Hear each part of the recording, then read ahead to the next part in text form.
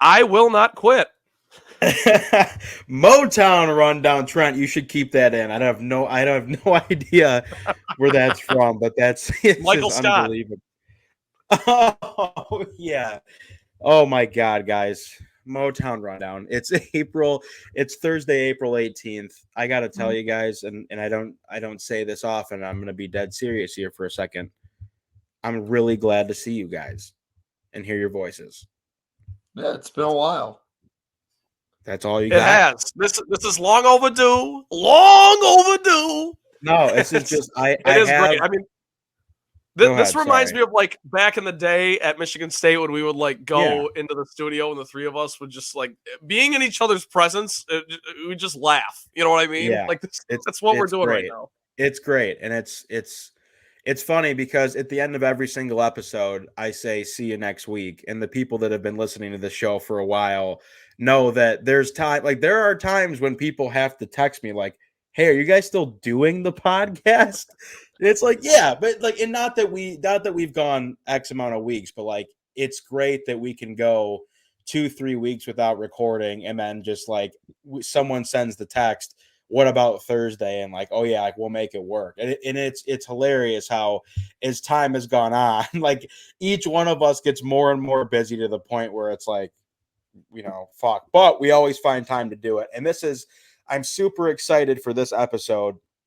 And I do think that we're going to look back on this. It's funny how we had episodes from 6 years ago. I feel like this episode, when we're 6 years in the future, we're going to look back and be like, this was a good episode. I have that feeling today because we're going to hit all four teams. We're going to talk about the Red Wings. We were a little bit behind. Everything has happened with the Red Wings. Pistons, we'll talk about the end of the season. Lions draft is upon us. Some jerseys came out today. And then the Tigers we have to catch up on too. So that's before we get into it, because we will lead off with Lions jersey talk. I want to throw it around the horn and let's catch me up on what have you guys been doing. Trent, you were just home. What's going on with you? Yeah, I was home for a little bit of a health screening. So far, so good. I don't have any results yet, but good vibes. That was a good time. Had a crazy dude. I had a wicked experience getting back. I was supposed to come back on Sunday. Flights got delayed all the way into Monday morning. Yeah, it was not good. But I got to have an extra night, at home with Brock, so that was fun. Brock and I just betting on sports, being degenerates. It was fun. I'm good. I'm great. I'm excited to talk about these Lions uniforms, really. That's kind of the meat and potatoes of what I will contribute to the show today. No. Otherwise, I'm very sleep deprived. Have you bought one yet? No, because I'm broke, but I should. Can you buy them? Have you gone on Fanatics and looked long and hard what you're thinking?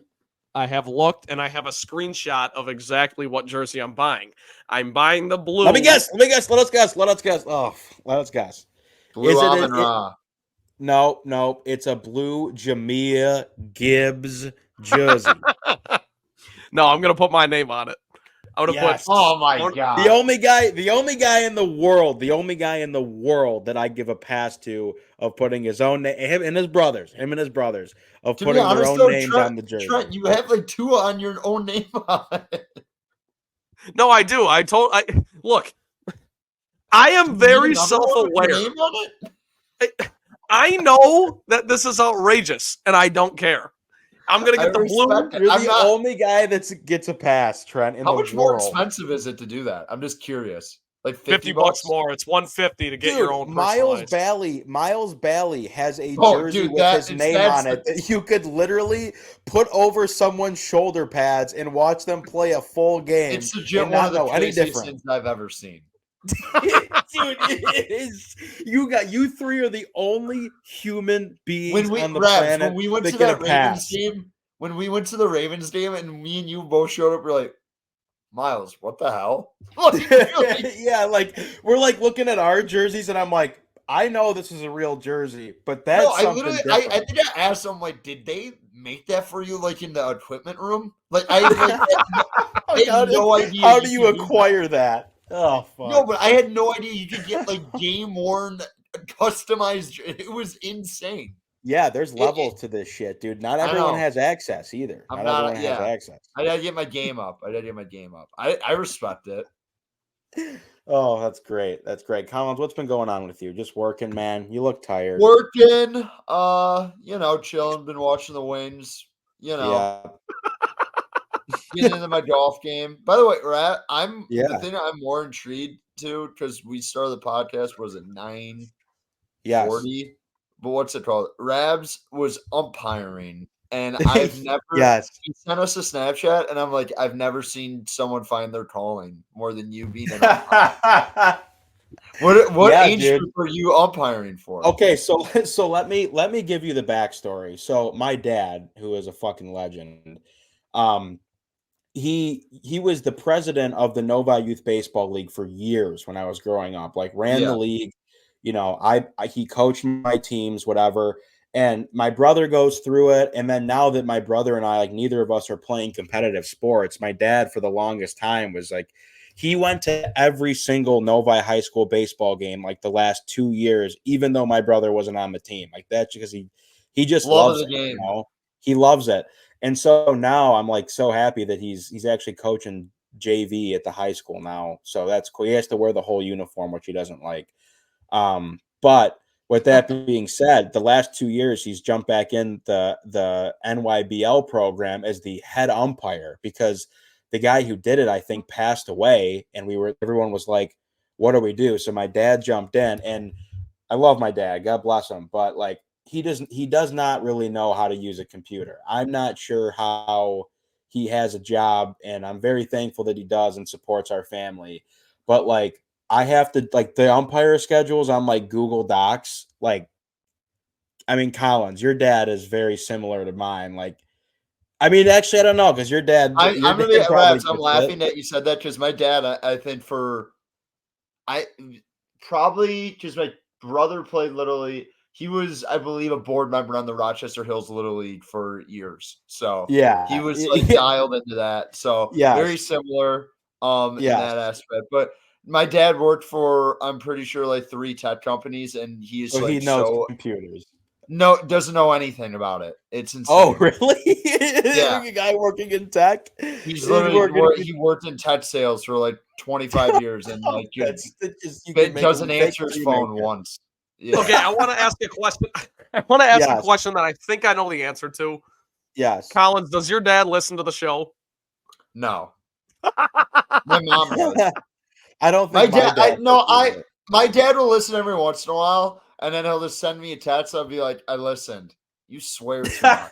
That's basically the prices of that. But yeah, my mom will listen every once in a while. My mom is like so dialed into the Kelsey's podcast. She'll like text me and be like, wow. You listen this week? And I'm like, I like the Kelsey's mom. I don't listen to the podcast. She's like, I really like Jason, Dude. Really good. Collins, your mom is a legend. Shout out. Dude. Well, my mom, I don't know what happened. It's like, I mean, I know what happened. We've had season tickets for so long. She's literally become the most dialed in person to Michigan State sports. She's like more dialed into my dad. Yeah, because your dad's sick of it. Your dad doesn't have my dad's dialed in a different way. He's on the message boards. My mom is like a press conference. My mom is like a press conference grinder. She'd be like, do you see what Izzo said on his presser today?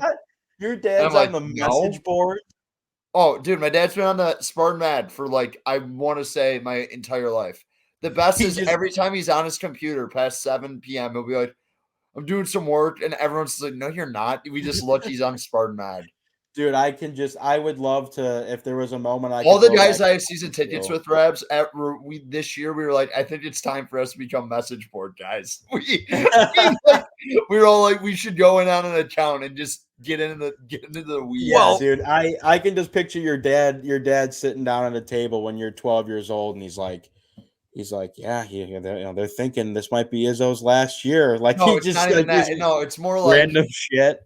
No, it's just like, the safety looks really good in practice, they're saying. I'm like, what is wrong with that? No, there was nothing better than at one of the tailgates. My dad for like 2 years was like, I think Monte Nicholson could be the best safety to come out of state. I'm like, what is wrong with Listen. At one of the tailgates, I forget what game it was. I think it was that Washington game that Rabs and I came back for. Yeah, they got their shit tossed. Kelly Collins just put me in a blender in the best way. I was just sitting talking to him for about 30 minutes on who they were going to hire next because it was right after Mel got fired.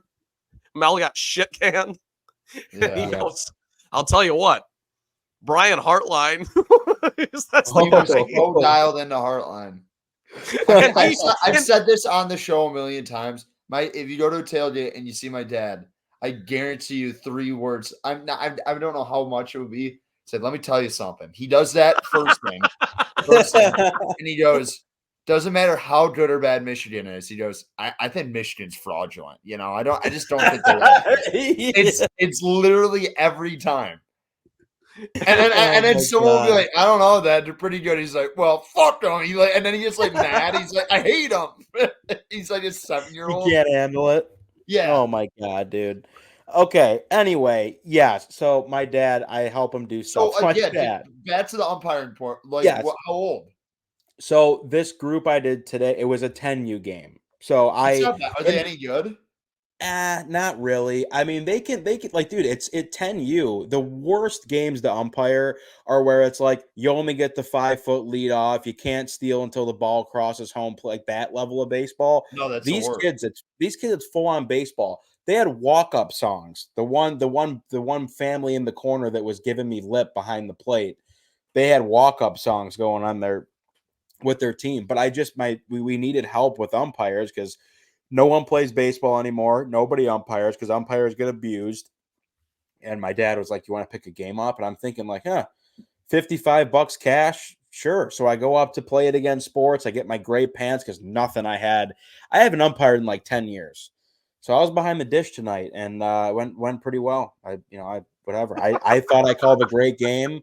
There's maybe 1 or 2 I'd like to have the first, like one of the first things out of my mouth. I had the count backwards. I said it was 1 and 2. It was 2 and 1. I was like, sorry, excuse me. 2, like whatever. But other than that, it was great. That's what I was doing. Just giving back to the community. I had a great time. What's it about? So that's what I'm saying. Some people like it, and then I mean, you grew up playing baseball and stuff. What's it called? There's some umps you're just like, this guy is down on his luck, and he's just umpiring. Yeah, like right, he's other guys. That was part of my speech. I've been thinking all day. I'm like, what do I say to these guys? Like, I gotta stand out and like solidify myself. I was like, oh, this guy knows what he's doing. You're giving a fucking pregame speech. You're the umpire. Yeah, I know. You get the coaches in and you go over the ground rules. Oh, you say, hey boys, let's keep it clean. Yeah, so I go, hey guys, look, I'm about 2 things. Here's my line. Me, Ryan Rapinoe, it's umpiring my first game in a decade. I come up and I go, Ryan, nice to meet you. Nice to meet you. I go, I got 2 things that I care about. I go, safety of the players and respect. And I'm like, I go, it's unfortunate that I have to say this in today's day of age, but I'm just like, respect us. We respect you. Respect your players. I don't want to hear from the parents. That's on you to deal with, whatever. And so whatever. We go over the ground rules, and I did my thing. And my whole thing was, I was like, let's just take a second to take a deep breath here. Remember, this is a 10U game, and this is a scrimmage, and it is April. Like, let's just keep that in mind. And again, some people like, huh? Were they Fed teams? Fed. Like travel, yeah, travel teams, yeah. Novi, Heat, and I don't know where the other team was from, but it was fine. Like, that's the unfortunate thing about umpires and officials. Like, when you're in, like, how people are, and like, it doesn't matter what age group it is. Like, there is always somebody that has a problem with the umpire's calls. Like, to me, if I worked a full-time job 9 to 5, and I had a wife and kids and a mortgage, and I'm watching my kid play baseball, and there's a ball that an umpire calls a strike that might have been a little bit off the plate, there is nothing in my body that feels like I need to make some sort of gesture or have anything come out of my mouth like that specific moment has anything to do with the rest of my life. But people do feel that way, and I get it. I just playing a red pass league. I have like 3 guys in my team who just yell at the ref the entire time. So yeah, like like he's just a guy, just out there, and that's, It's actually like one I of the say, craziest. It bugs me so much. I'm like, you guys are literally the biggest losers ever. yeah, like I they're literally tell them serious that. about it, but they can't help it. I'm like, it's legit rec basketball. Relax, guys. Yeah, pleading for calls. Yeah. Fuck. Anyways, okay, guys, unbelievable. We'll get into it because we got a lot of stuff to do today. Yes, Trent, go ahead. Well, before we start, I want to say my parents went to the Masters. Oh They my wanted God! me. Yeah, fuck. Sorry. Yes. How'd that work out? How'd they get those tickets? Fuck. My dad got them through work somehow. I Yeah. think work won the lottery, and then he won the lottery at work. If you know what I'm saying, like it was like work got tickets, and then he got the tickets out of the pool of people, whatever. So my mom went with my dad, and they walked the course on Friday. It was great. I mean, they were there the whole weekend, but Wait. I just wanted How to many throw that days out did they there go? because you guys, they went all 4 days. What? Yeah, Thursday, Friday, Saturday, Sunday. Yep. I didn't know they Yeah. went all 4 days. Don't you usually get like 1 day? Most people go 2. I don't know, and honestly, I don't even know the details of how they got the tickets. I'm telling you, I'm the worst son in the world because I don't know any of this shit. Did I know, did they love it? yeah. Is your dad a big golf guy?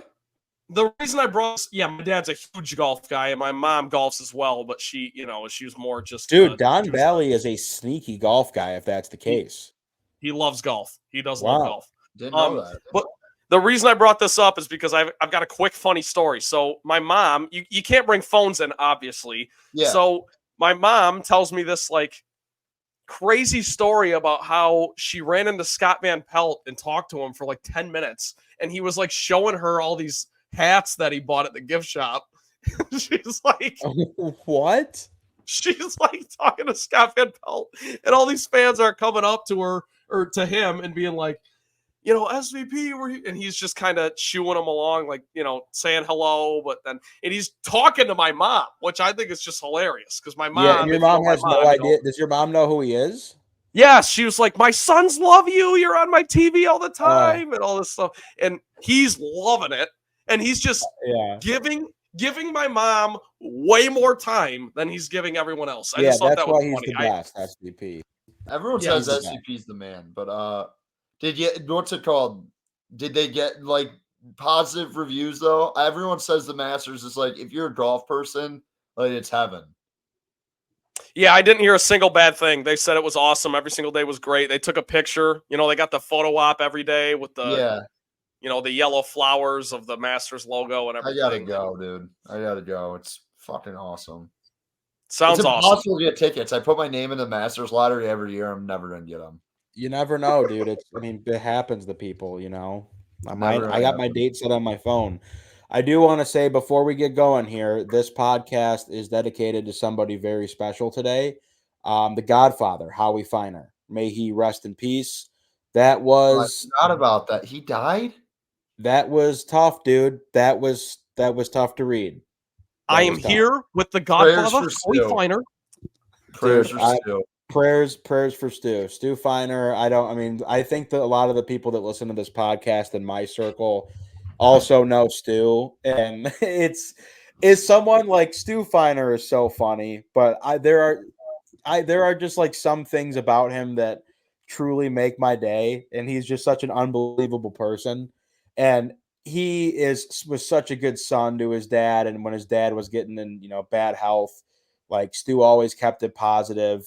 And there was like one time where he like broke down in tears on camera, and you're like, oh fuck, like he really loves his dad. Like that's awesome. And he passed away, the Godfather, which is like, he's like weirdly a part of my life somehow, even though he's not, because I love Stu Feiner, and there is no Stu Feiner without the Godfather, Howie Feiner. Dad, how are you? I love you.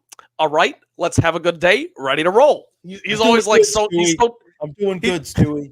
He's so tame when he's talking to his dad, and then off camera, he's like, running like King fucking Kong. Yeah, it's great, dude. He's the best. So we dedicate this one to Howie Feiner. Not funny. Rest in peace. Let's talk about the jerseys real quick before we get into the teams here, because I'm excited to talk wings, but the jersey situation here, I think, like, I can at least speak for myself. I was very on edge because jerseys mean a lot to me. And I'm like, if these guys fuck this up, it's going to be so hard. Like, I wouldn't be able to get over it until they change the jerseys again. And it got leaked. It got leaked earlier today by someone from Fanatics, who Fanatics is just one A+ after another coming out of that company. But but like, they were prepared for it, the Lions. They tweeted out the video of Ali McNeil being like, thanks for leaking the video, like, whatever, blah, blah, blah. Anyways, 7:00 p.m., I text my buddy T-Wills, friend of the pod. I'm like, dude, I need every single picture you see come across your phone in my inbox when I get off that baseball field. And I did have a good feeling about it, that they were going to nail it, and they hit a fucking grand slam home run. Like, I think the jerseys are unbelievable. Yeah, I like them. I think the homes are as good as they've had. They're basically the Barry era jerseys, which I think. Yeah, it's great. It's great. Yeah, the helmets are awesome. They do the updated logo. I like the whites. I don't know. I kind of wish that the black and whites switched the lettering, that each team, like, for the whites they have the Lions, and then you have Detroit on the black ones. I don't hate the black ones. If they're gonna go all black, it's gonna look awesome. I don't like the blue pants with it. Other than that, I mean, they didn't screw it up. They fixed the helmets. They finally got back to the blue face mask, and the home jersey is as clean as it gets. So I have no issues. In many different years of being a Lions fan, this would probably be like the most exciting part of the year. But you know what I mean? But it's like, we're actually fucking good now. So, yeah. So my like level of excitement for that. By the way, I'll shout out Rob and my buddy Jim. I always shout them out in this. I swear to God, this was legit like a fucking national holiday for them. They've literally been taking off work, going to a party. First of all, Jim went to it, to the jersey, like, and second, those are different kinds of. Trent would fucking be there if he was in town, though. You know, I would. They text every day about it. They're like, dude, I'm just really worried about it. I'm like, this isn't a serious issue. And they're like showing up mock-ups. They're like, are you sure? And say, I just don't want the black face mask. I'm like, you guys are. Oh God. I'm like, I literally was like, I hope you guys find peace after this, because that's all they talked about for like months. They happy? Were they happy about it? Yeah, they liked it. But I was just laughing. Jerseys.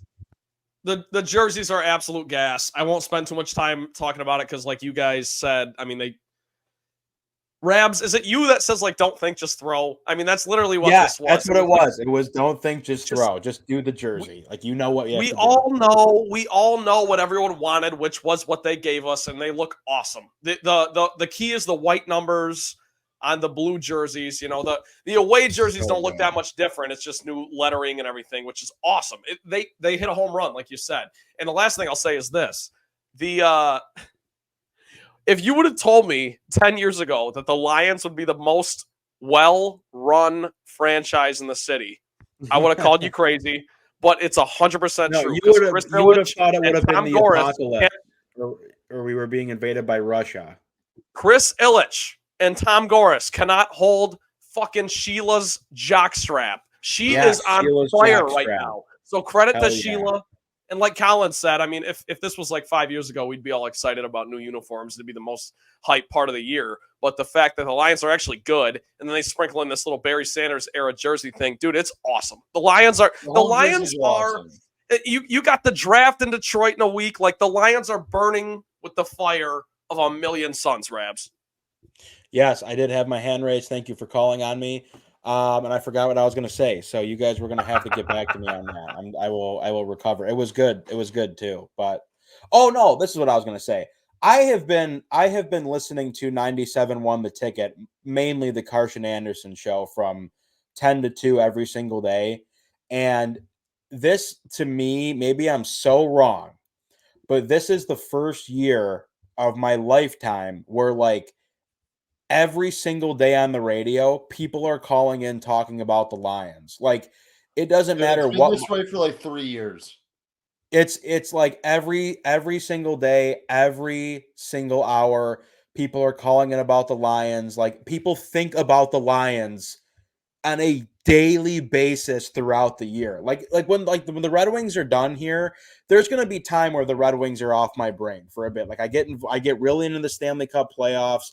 It's baseball, and then it's like, hey, okay, NHL draft. Let's go back in. But like this football team has been on everyone's mind for so long, and the jerseys just add to it. I did tell you guys that I was going to force you all to give me one critique of the jerseys, of any jersey, of any part of it, of a thing that you wish they did differently.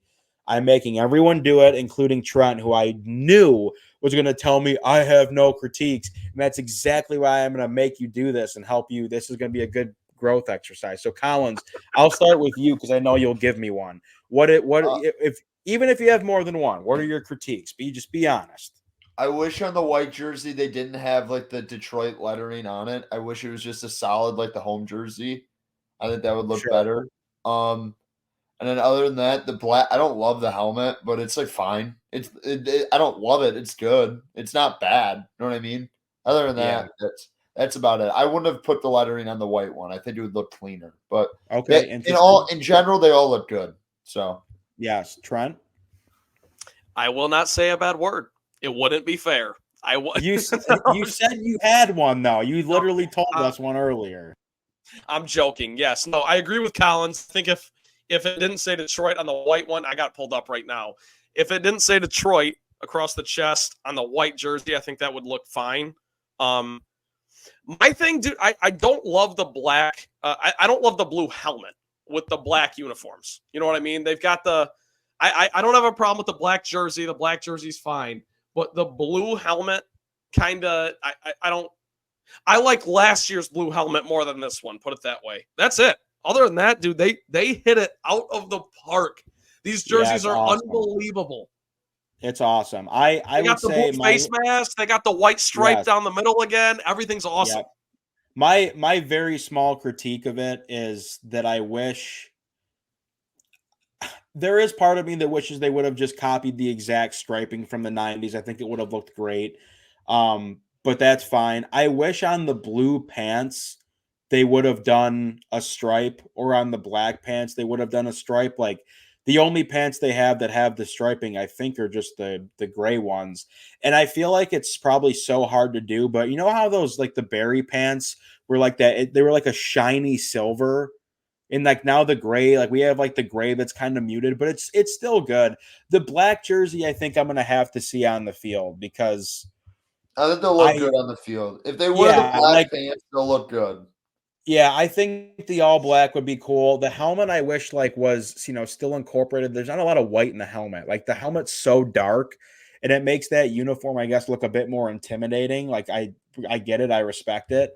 But I don't know. But they did great. Like I am going to be so happily, not even thinking about it. I'm buying a Frank Ragnow jersey, size extra large, in the blue, and we are moving on. And I'm like not even thinking twice. Yes, Trent. Dude, the blue face mask is just chef's kiss, dude. It's awesome.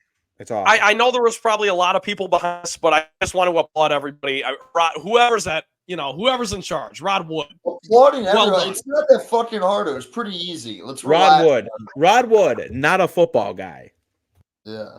Collins, I know it was easy, but it's just the fact that they didn't fuck it up for once. They actually did the easy thing. It made my day. It truly made my life is good. Come on, look at that. It's beautiful. It's beautiful. The white numbers. It's beautiful. I hated the numbers on the other jersey. I couldn't see shit. Wait, okay, real quick, because I know Collins feels a certain way about this. Remember, like the Stafford, Sue, Calvin era jerseys, the swirly ones. Yes. What? Bad. Give that a rating 1 to 10, because we know these are a 10. What was your rating? I literally just got to chill thinking about it. Like there's 6. The Lions really haven't had. They've only had one bad jersey, and it's legit the John Kidna era ones. Those are the only bad jerseys they've ever had. With the black and the stripes? Well, it's not even that. I like the Stafford like black, but they had like the lion lettering. I didn't hate that. Like the Stafford jerseys were good. Yeah. The Lions really have great colors. It's really hard to fuck it up. Yeah, I agree. I agree. Well, dude, So they absolutely hit it out of the park today. they sure did. That was cool to see. Okay, so I guess this is the time to roll into it. I had said at the beginning of the podcast we are going to hit all four teams. You guys know how I am with the Wings talk. I am going to try my best to keep this just a end of the season reaction. And as the draft gets closer and we get through the summer, I have no problem going back through and we can play all those games of what this roster looks like and all that stuff. And this is where, like, I know I dominate a lot of the Red Wings talk just because of how invested I am in them, but I want for this first part of it, I need everyone to chip in and let's have an open discussion about how the end of the season went down and your feelings. And I will start by there is part of me that maybe I kind of want to start at the end and work backwards with this because Tuesday night when the Wings are playing in Montreal and after everything that's happened over the last month or two, and I wanted to pull up the exact stats of, like, they won 3 games in March or something, or might have been like Yeah. 3-9-3. They go on the horrible losing streak. They lose Larkin for a bit. Like, they're just like Huso goes down. There's so many tumultuous things going on with this team. And to find yourself in a position Tuesday where you have a chance to, like, to really control your own destiny to an extent. And then, the game, that game was so pivotal, I think, in the mind of a lot of Red Wings fans, because you're looking at this team that's like, these guys have been so uninspired. They're just kind of skating by, like they're getting some wins to stay relevant. But what even really is this team? And even after the night before, like after coming off of Monday, where I had the highest of highs and I literally called in to Carson Anderson and guaranteed a win. And I'm sitting there like, wow, did this team really just fool me? Like, they didn't really show up tonight? Like they did, but they didn't jump out to a lead. Like it just, but then to score with 3 seconds left was just like, it just really confirmed to me that when I have come on this podcast before and have said, like, you know what, maybe this roster, like, they don't have the high end talent, but like this team is different this year. It's a different attitude. It's a very resilient group. And they show that and tie it up with 3 seconds left with David Perron. And then they go to overtime and you're watching the Philly scoreboard and you're like, fuck, man, they pulled the goalie. They didn't know we tied it up. And now it's a 2-1 game. And like, just that feeling of going through overtime and then going to the shootout, and you can start to tell that the guys on the ice know what's going on.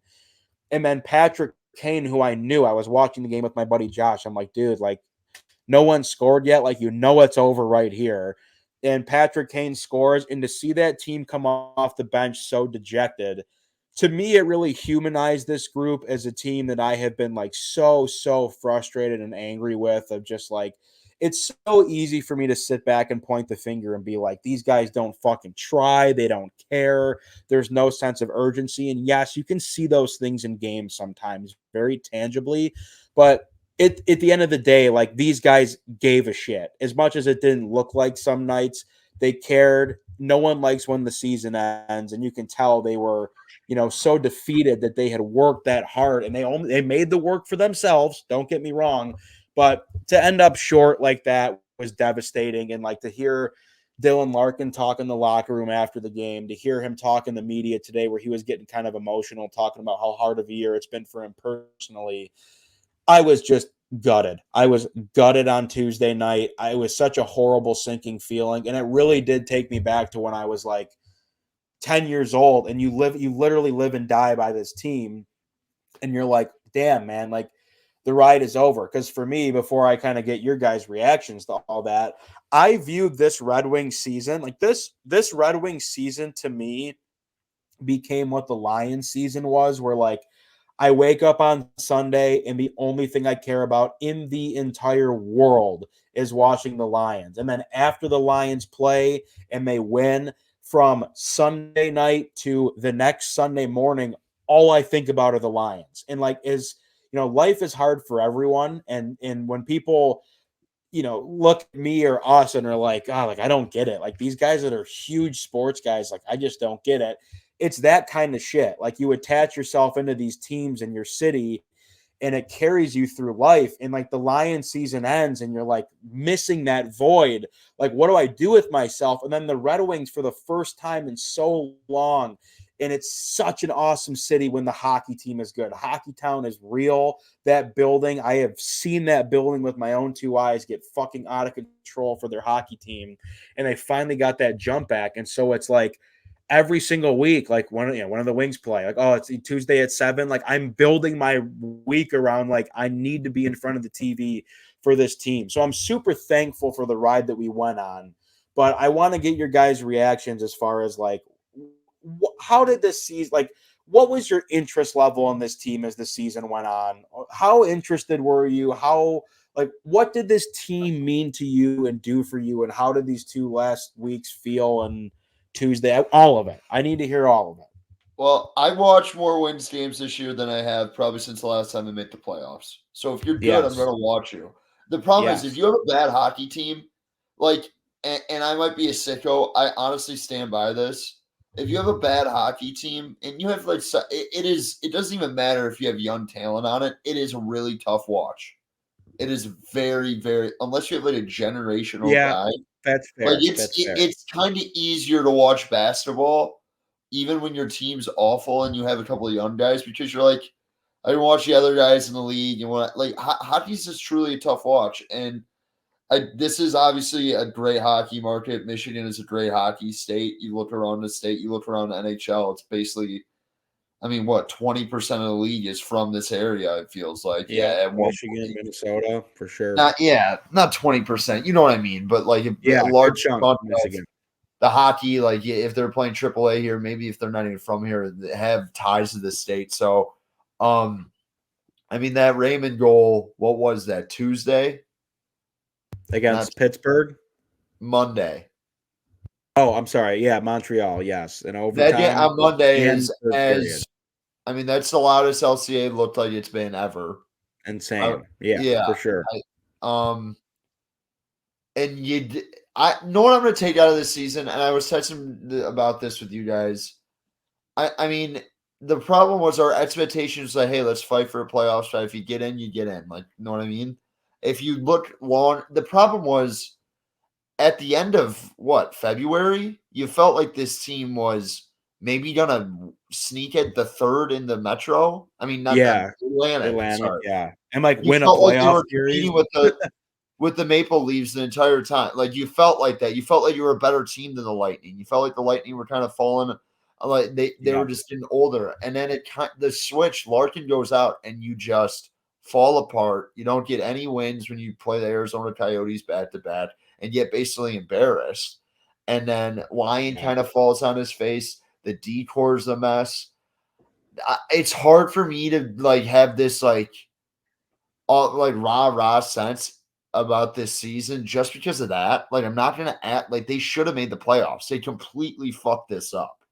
I'm not like, and I think the most positive Wings fan would say that. But there is massive positives because like Raymond's a guy now. He's officially a guy. He's a superstar. I don't want to go that far because he will be, in my opinion. No, and you're going to pay him a ton of money, and I think he deserves it. You know what I mean? He has earned whatever he gets. Larkin has proven the last 3 years he's one of the best two-way players in the league. He's awesome and he's a super effective player. And then you have Sider, who I said this earlier. I still need to see more. He actually needs to play with some people who are competent. I agree. But like I like Confer this year. I thought they've added some nice depth pieces, but the problem is like I don't want to do roster construction. I'm just gonna say this: the last week was very fun. It was very fun. It does not take away from the fact that the last month and a half was very unfun. And it felt like a lot of the times Lalone did not have his guys ready to play. And it was thoroughly frustrating. And I understand your captain out for 2 to 3 weeks to just have terrible efforts. Like you're losing a game 3-1. Hey, it is what it is. You lose game 4. They're going out and they're fucking down 3-0 to the fucking Coyotes in the first period. That should never happen.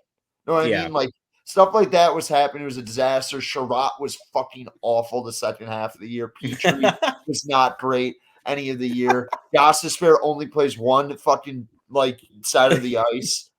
I mean, only Mata is a career bad defenseman that continues to get contracts.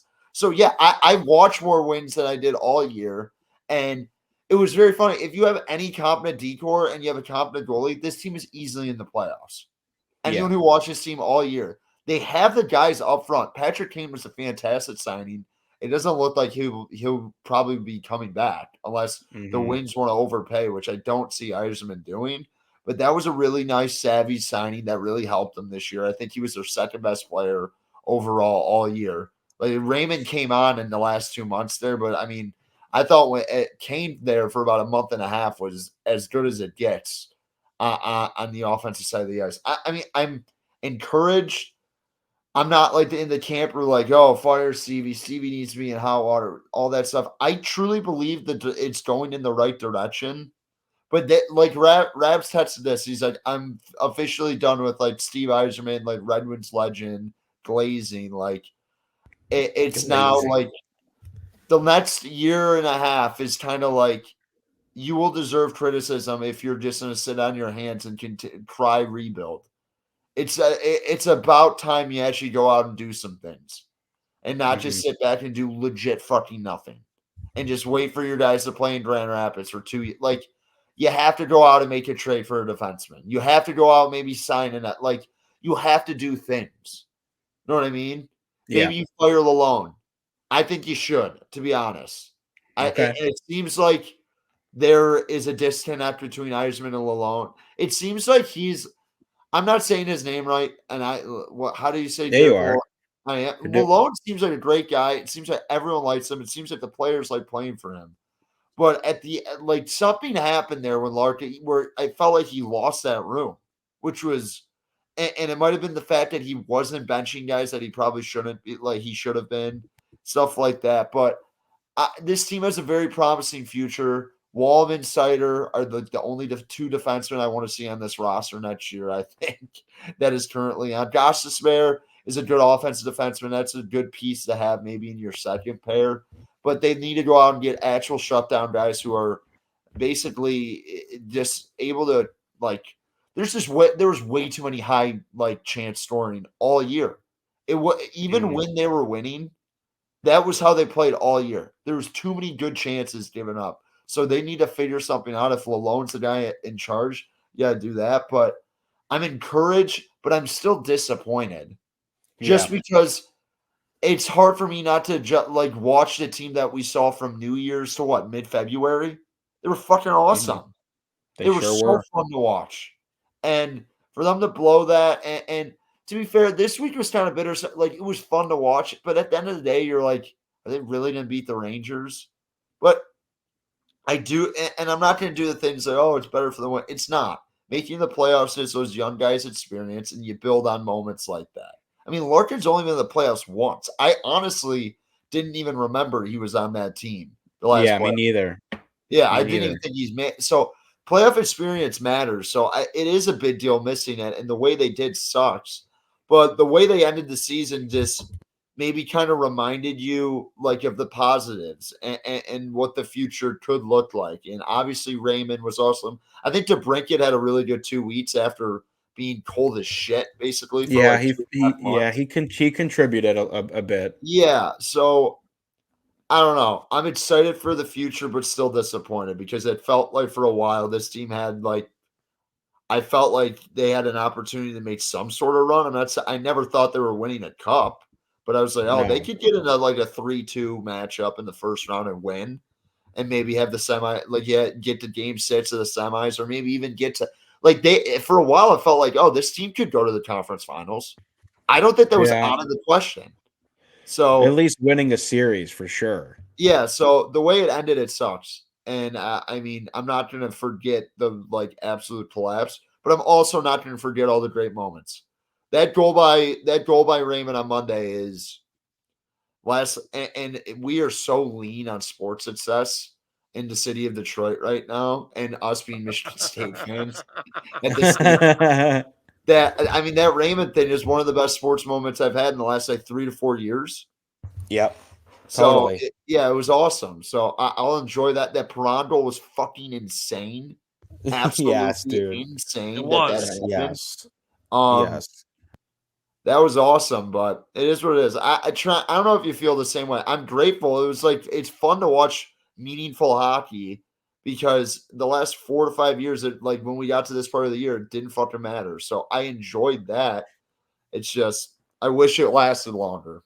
Yeah, I mean, like, you guys know me. I'm not a huge hockey guy. I don't know the X's and O's of hockey. But, like, I almost get emotional talking about it because it's like I love Detroit so much and I love Detroit sports so much that, like, I thought of the 08 Stanley Cup team, throughout the season. I'm like, okay, this team's finally getting back to that kind of stuff. And they were for a large part of the year. There's nothing better than play. I mean, I think playoff baseball is better just for the fact, like, if you make it, I think it's a little bit more special. But playoff hockey for a whole childhood until what we were 15, we experienced playoff hockey. There's nothing more like adrenaline, like ridden, and just like excitement when you get into playoff hockey and you score big goals. Zetterberg beating the Ducks in OT, like moments like that are stuff that I'll always remember. Helm, like sending them to the cup in 09. Like I remember, like that shit was fucking the best, and we haven't even sniffed that. So even like, I know what you're saying, Trent. For during the season, you felt like we're finally fucking back, because that's like the other thing. The Red Wings are the Red Wings. This isn't fucking the Lions. No offense to the Lions, but like, this isn't like history. It's a franchise. Like people were trying to compare it to like when the Lions beat the Packers. I was like, that would to go 9-8. You know what I mean? And to send them out of the playoffs. It's not the fucking same thing. The Red Wings have a million cups. Let's relax. Like, success for the Detroit Red Wings is winning cups and nothing else. Yes. I got you. So my proverbial bow on the season for the Red Wings would just be this. Like, man, I, as a diehard Detroit fan through and through, no matter what it is, like, I found myself, Rabs. I'm down here in Southwest Florida, and we got a lot of Lightning fans, a lot of Panthers fans. And, I hear a lot of chirping every now and then. Just, your wings are choking. Your wings are collapsing. And I'm like, you know what? I might not know the most about hockey, but I will stand up every day for the Wings. It's the weirdest thing. So the Wings. I thank this team for giving us something to watch, a product that was, at least competitive, like Colin said, until about mid-February. Then they absolutely shit all over themselves. But when you just kind of like instinctively find yourself defending your team in a sport that you don't necessarily care a ton about, and you're turning them on every night, and you're watching every single Wings game. I mean, this was the best Wings season, I think, since 08. So or maybe 09 when they went to the Stanley Cup and lost to, was it Pittsburgh? Yeah, it was Pittsburgh. Well, I think the last great Wings moment, to be honest, is when they were up 3-1 against the Blackhawks, and Smith had like 2 goals, and Zetterberg is fucking needling at Taves in that game at the Joe, and you're like, holy fuck, this team's like, Zetterberg's like putting this team on his back, and then obviously the Seabrook, like Cronwell deflection on the Seabrook shot in Game 7 at the United Center is still one of the worst losses ever. Great memory. Well, I love sports, and I love Detroit sports. It's great because I don't even remember that, to be honest. But I think we were going. You would have been in 9th grade. I was graduating 8th grade when that happened. So I think that's because those Tampa series, you never felt like we were winning those. Dude, Tampa was our kryptonite for years. Of like, got fucking Tyler Johnson has fucking 50 goals against us. You just can't beat these guys. Yeah. So dude. Anyway, it's been a while since they've been in the conference finals. So I don't know. Trent, anyway, continue. What else? If you had anything else to go with? No, that's it. I just wanted to say, like, seriously, sincerely, from a non-hockey fan who loves Detroit, I love the Red Wings. I do, despite what some of you might believe. And I'm so grateful for the season they put together. I'm disappointed, like Colin's laid out, but because it would have been awesome to see him go on some type of playoff run, see what that looks like. And like Colin said too, LCA on, what was that, Tuesday night, was the Monday. best, or yeah, whatever it was the best environment that building's ever seen. I'm talking about the Pistons and the Red Wings. You know what I mean? Like, that was. I literally think the best two environments I've seen in there are like that Wings game and a Michigan State Oakland game that was like Kendrick Nunn versus Michigan State. It was like the year that, no, I'm not kidding, because Michigan played before, so you had the people rooting against State, and you had the State. That was a great environment, and literally that's how bad the teams have been. That I have to go to that. Yeah, you are such a sick fuck, Collins. Well, I'm sorry. I love it. Collins, also, I don't disagree with that. I think you're exactly right. You're on the money per usual, but it's just like, to wrap it up, all I want to say is, like, it's disappointing, but we got to keep our eye on the prize. You know, that maybe this team was a little bit ahead. I know, Rabs, you called it years ago. You said 2023-24 was like the year the Wings were going to break through. I think that could still be true. I mean, say they make the playoffs, they weren't winning a series, so it just is what it is, right? Like, I think you can compartmentalize and look at this season as like, okay, you know who your guys are. Larkin shut a lot of people up, right? Yep. The only question is maybe at coach, but we'll get to that later. And it's just like, sure, it was a good season. Yeah, and I like put this in my Instagram story when the Wings whatever game against Montreal, I think Monday. Like, I feel like I'm 10 years old again, you know. And I think if there's one thing that I've learned about myself throughout this Wing season, it's like, I fucking love this team. I always will. And you know, Collins, I think when I analyze this season, I think what you said and the perspective you have is so important, because I think it's so easy, at least throughout this last week of the season or two, it was so easy to romanticize the Red Wings of like, I love these guys, like this team worked hard, they deserved it, whatever. And you have to give credit where credit is due. But Collins, I love your perspective of like, don't forget that they were 8 points ahead of a playoff spot and like literally won 3 games in March and just completely shit the bed. Like, I think that's so important. And yes, like Trent, you hit the nail right on the head. It was an unbelievable season from the standpoint of just like the drama, and every single game was interesting and important up until game 82. And like that to me is what makes sports exciting. But Collins, I think you're right in regard of like, you know, there are some things wrong with this team, and there are some things that need to change about this team, because good teams, playoff teams that make runs don't have the kind of issues that the Red Wings have. And so, you know, looking at this last month of the season or so, or 2 months, and I really don't want to have to go into all of it, but the moral of the story for me is that the Red Wings have no one but themselves to blame. Like to from where they were to be in a position to where, yes, you have to lean on Philly, you have to bank on Washington losing for you to get into the playoffs.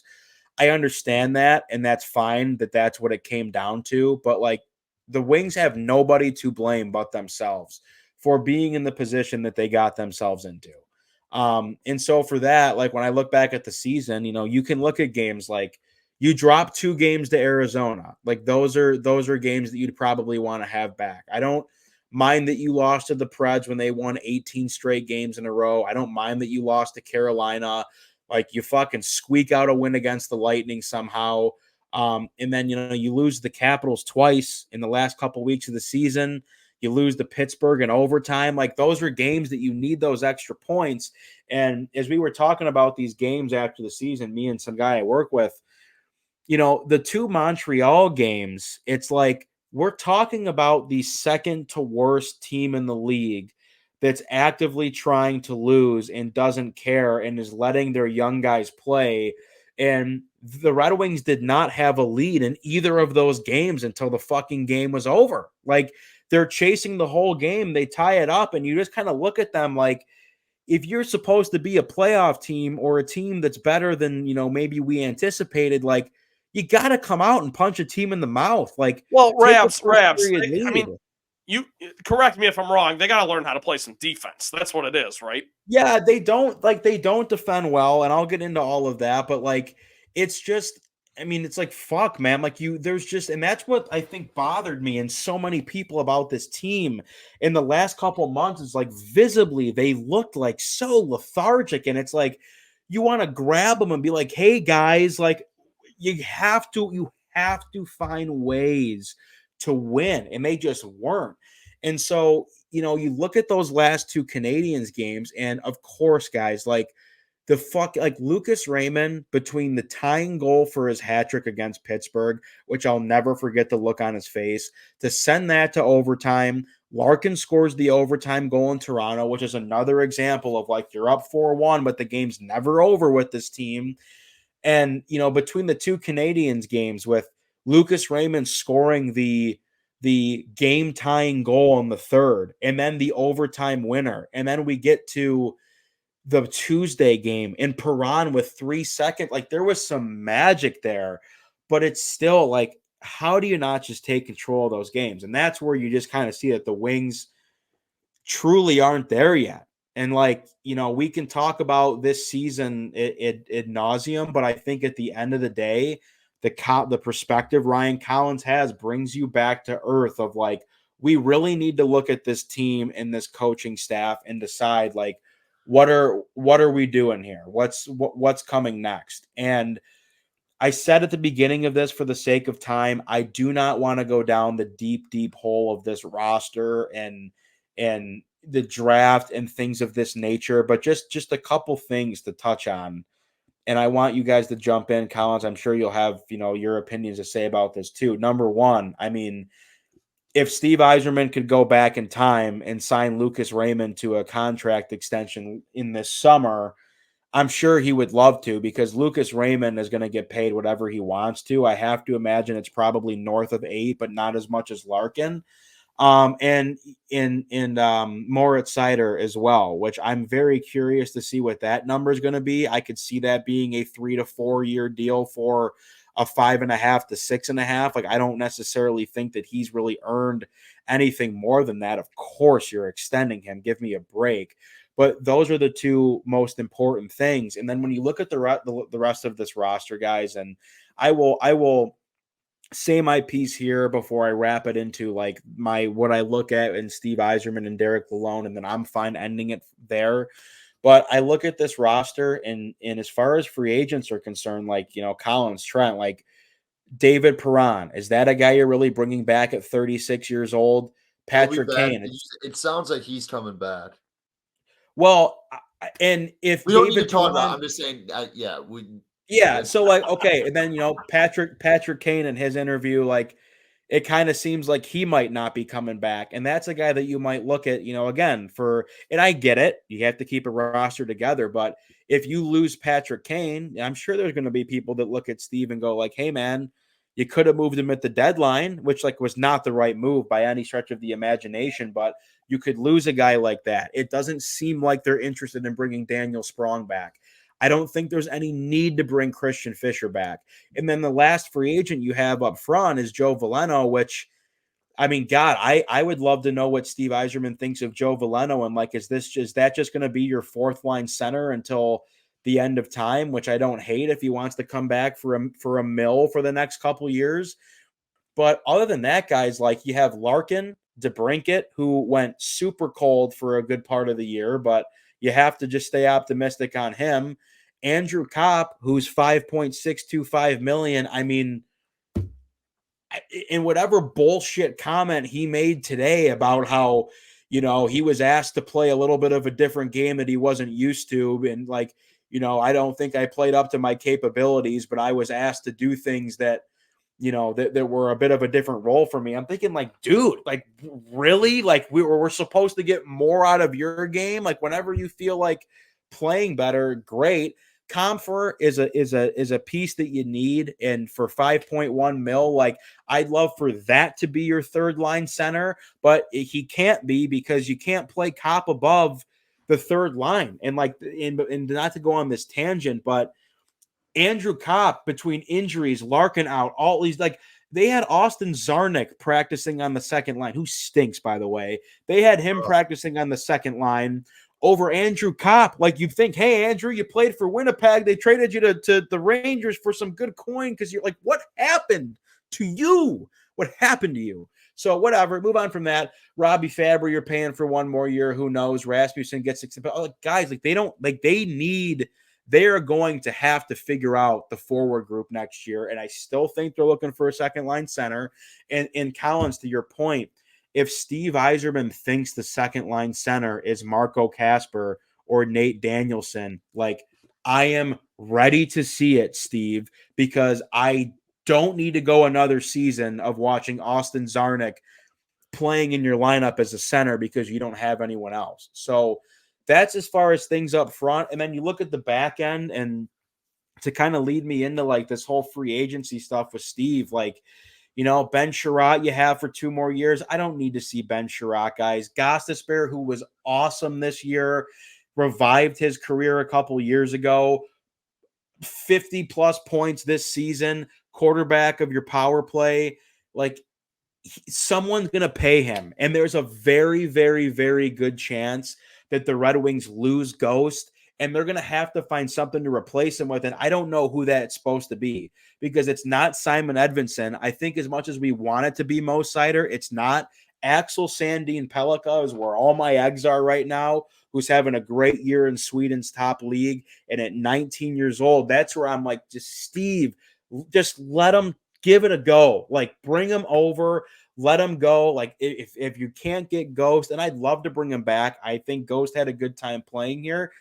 But other than that, guys, like Justin Holl still on the books, Jake Wallman, Oli Mata, Jeff Petrie, you're going to sign Seider. Like, yes, you're going to have a mainstay in Simon Edvinsson, but they are log jammed to hell at D. And they just signed the entry level contract of Shai Buium, however he says his name, from Denver, won a national championship there. But between William Wallinder, Albert Johansson, we talk about Albert Johansson year after year. He's like the fucking Frankie Perez of the Red Wings. Like, where is this guy?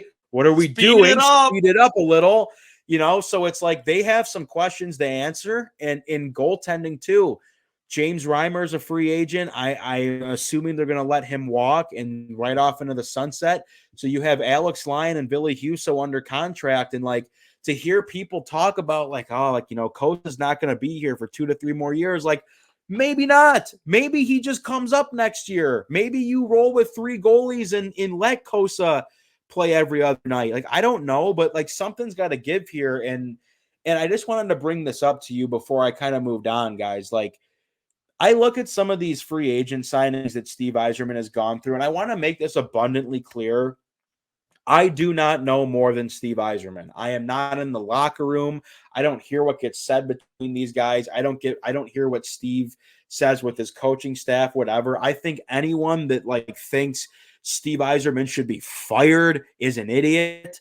But I do think that we can stop doing this thing that at least I personally have been doing, and being like, oh, it's like Steve, the Yzer plan, it's fine, and like never have any critiques. And I think it's super, super fair to critique the job that Steve has done. And the saving grace of it all will be as if Marco Kasper is a stud, if Nate Danielson's a stud, if Carter Mazur plays a huge role on this team, if William Wallinder and Axel Sandin Pellikka are sweet, if Sebastian Kosa's great, like, that's his saving grace. And that's where you do have to tip your cap to Steve a bit, because in inheriting such a bad roster, he did turn some players into some nice draft picks or younger players, like the Jacob De La Rose he flips for Robbie Fabry. Like, he's done some good stuff for this team. Absolutely. In terms of draft capital and draft picks. And yes, maybe it's still too soon to see, which is what frustrates a lot of Wings fans, because they're like ready to see these guys, but that's just not how Steve operates. But like, I mean, Collins, you'll remember these names. Like, I'm just going to name you some free agent signings that Steve signed. And like, to me, this team this year is just the same pattern of recycled bullshit of like, we're going to go get these guys at a low risk that have high ceilings that we're either going to trade at the deadline, or they're going to be some good pieces for us. And yes, they have taken some guys that I'm about to mention and traded them for picks that became good players or traded them for younger guys that got a chance to play. I get all that, but I'm talking about players that I'm about to name that don't have a place on this team. And I'm afraid that guys like Daniel Sprong and Christian Fisher and Patrick Kane and Shane Gostisbehere, like add those guys to the list of guys that came here to play 1 year. We didn't get any return on them and they moved on. So like these guys I name here of like your Patrick Nemeth, your Pew Suter, Jordan Osterley, Carter Rowney, Mitchell Stevens, Troy Stetcher, Vladislav Nemesnikov, Robert Hagg, Christian Juice, John Merrill, Matthias Brome, Mark Stahl, Alex Biega, Matt Luff, Magnus Hell, like all like Bobby Ryan. Like there's so many guys that have been here in the last couple of years that you're just like, how much different is Christian Fisher than Mitchell Stevens? Like how much different is Bobby Ryan from Patrick Kane? Granted, Patrick Kane's one of the fucking best players of all time, so probably stupid comparison. Like how much different is Alex Lyon than Alex Nedeljkovic? Like it's just the same thing over and over again, and you're banging your head against the wall. Like, just let me see the young guys play, because this is like the shit the Tigers do. It's just piling shit. Like, let's just see what sticks, and we're not going to spend, and we're not going to get rid of our assets, so we're just going to see what we can do our best here. So you got to go get players, man, and you're super log jammed on D. And the bottom line for me is this: what do you mean log jammed? They're all fucking terrible. But that's what I mean. Like, but Collins, you have, assuming you sign Mo Sider, which you 100% will, you'll have 1, 2, 3, 4, 5, 6 guys under contract next season to play defense, and that does not include Simon Edmondson. Like, Jake Wallman was not playing down the stretch so that Edmondson could. No, I know. So like, and that's where I'm saying, like, what are we doing with $3.5 million for Justin Hall the next 2 years?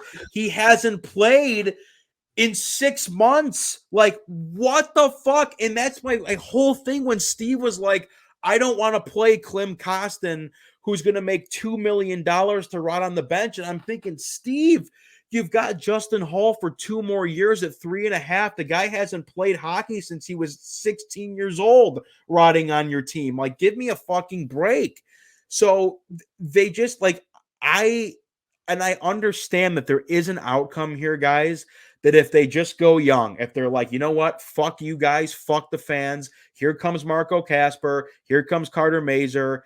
I don't know what the fuck they're supposed to do with Jonathan Berggren because he's an RFA. I could see them trading his rights because like they fucked that up. They didn't want to trade him at the deadline. They brought him up for 3 games, send him back down. No one ever heard from him ever again. So that might be a guy that slips from you, but like they just don't have a lot to show for, guys. And I think, you know, if they send these young guys up and you do see a back end of Sandin Pelika and Wallinder and Emil Vero and Antti Tuomisto, if that's where the route they go and you clean house, like they like, you know, there might be a couple more years of like, fuck, this is what you guys wanted.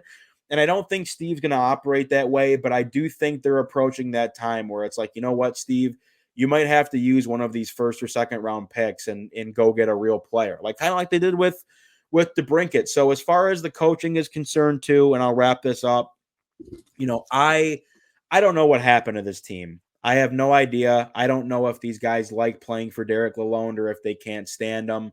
If it was just the slump, I don't know if these guys respect their coach, what he says to this team in the locker room. All I can tell you is from what I see in the media and hear how he talks and observes him.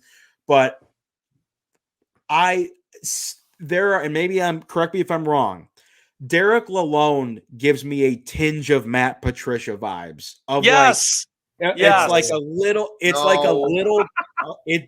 to me, it's just like a little bit too him with that fucking monster. Okay. I'm sorry. I don't like Lalonde, but that is one of the crazier things. Like, Lalonde has like some semblance of respect for other humans. Yes. Okay.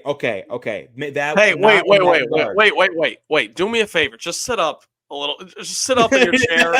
Yes. Not that way. But that guy was the fucking worst, dude. He does have that like vibe of, It's very close. Like you're not going to get a lot of information out of me. It's very professional, very structured. Like, That's every hockey guy. I was just talking to my buddy about this. Hockey interviews, other than Tortorella, it's basically guys just farting into the wind for 3 minutes. Dude, fucking Hinch is like that too.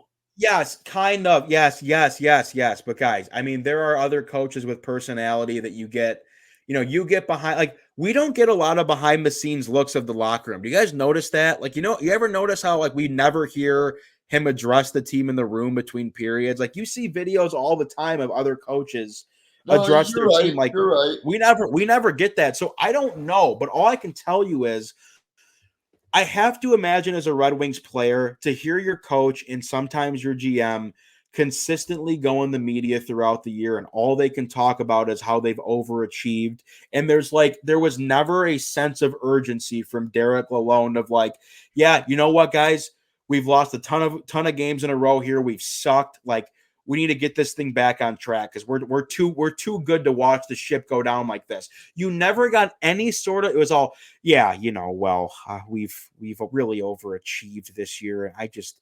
We're frustrated, but I like the way that we play within our structure. So my point in all this to keep moving, I trust whatever Steve Yzerman wants to do with Derek Lalonde. If is a guy that went through Jeff Blashill, and I would argue that the teams that Jeff Blashill had were fucking hot dog water compared to what Lalonde has. And like, you think Jeff Blashill would like to have fucking Lucas Raymond on his team? Jesus Christ. Anyways, I think if Steve looks at Derek Lalonde and goes, you know what? I know the players have a good relationship with him. I trust his hockey mind. I like the direction this team is headed. Truly, he's the guy. I just need to put better players around him. If that's how Steve wants to go, okay, that's fine. Here we go. And if Steve decides, you know what? I brought him over here. The message has gone stale. I needed some more urgency out of this guy, and we never got it. Then, okay, fine with that, and let's move on. And we can talk about replacements later. But I think you saw from this Red Wings team on Sunday night in Monday night in Montreal, Monday night at home and Tuesday night at Montreal, like just the pace of the game, the jam in front of the net, the emotion, the passion, Raymond screaming, Larkins, like you can tell that these guys found this second hit of intensity that I don't know if that comes from their coach. This team feels like a team that has had the conversation with themselves of like, hey, we're going to play for the 25 guys in this room. Everything else is irrelevant. We're playing for the 23 guys we have, 25, whatever. If you like tune the fucking coach out, whatever, like let's just go win some hockey games. Because it feels like a team that's not all there. Like Ben Sherratt wears an alternate captain's patch. And I don't think Ben Sherratt cares what goes on. Like there's no emotion intensity out of him whatsoever. So they need more of that. And I would have just liked to have seen that from Derek Lalonde. Like there were a lot of games down the stretch there where I thought the Wings were on the wrong side of a lot of calls. I thought the effort was shit. And he like, there's never like, yeah, we fucking suck right now. Like this is so ridiculous. Like there's none of that, and I feel like a team kind of needs that. So it's up to Steve, man. But the bottom line is this. There is no more free pass for Steve Yzerman, man. You are allowed to be critical of his moves. They do not have a lot to show for right now. And again, his saving grace is his prospects because he's told you all along, I'm not here to draft players. I'm here to draft prospects. No. His saving grace is that he's Steve Yzerman. Yes, obviously. Like, who's going to run Steve out of town? I'm just saying for the sake of people getting off his ass that are on the other side of the fence, because everyone was in on the Yzer plan at one point, and just like everything in life, when things go to shit, people give up. It's the easiest thing to do. I'm still in Raps. Negativity sells. It really does. Negativity sells. So I'm in the mix here, and yeah, fucking difficult season, man. Up and down. I wanted it so bad. I know those guys did too. So Steve, like it's in your hands. My hero, my legend, Steve Yzerman. Like it is in your hands. And there are a lot of things that we will get to come closer to draft time of like who I want to see gone. Like I don't need Ben Sherratt here, guys. I don't need Justin Hall here. Anything you can do to get rid of Jeff Petrie, you have to. And if you have to make him disappear for a while, put him in the witness protection program, whatever you have to do. He cannot take the ice for this team next year. But I'm like, the future is bright because I watched Lucas Raymond turn into like not the same type of player, but like that is the Henrik Zetterberg for kids that are 10 years old today. There it is. And Dylan Larkin is your Datsuk, and you're hoping Mo Seider is your Lidstrom. And that's putting a whole different tier of ceiling on guys. And in Mo Seider, who, maybe didn't take the step that Lucas Raymond did this year. He wasn't that good this year. And I will die on this hill, guys. I'm sorry. I'm gonna die on this hill, and it's the last thing I'll say about this team because I know Mo Seider is becoming a polarizing player for people.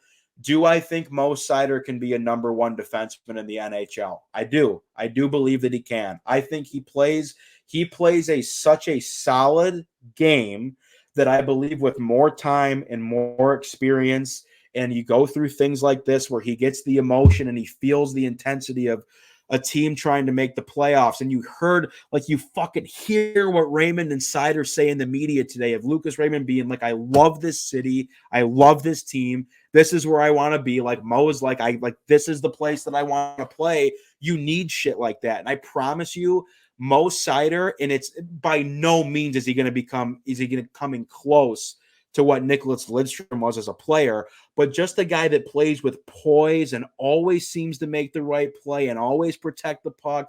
And it's a super quiet game, but it's a strong game. That's what Mo Seider is.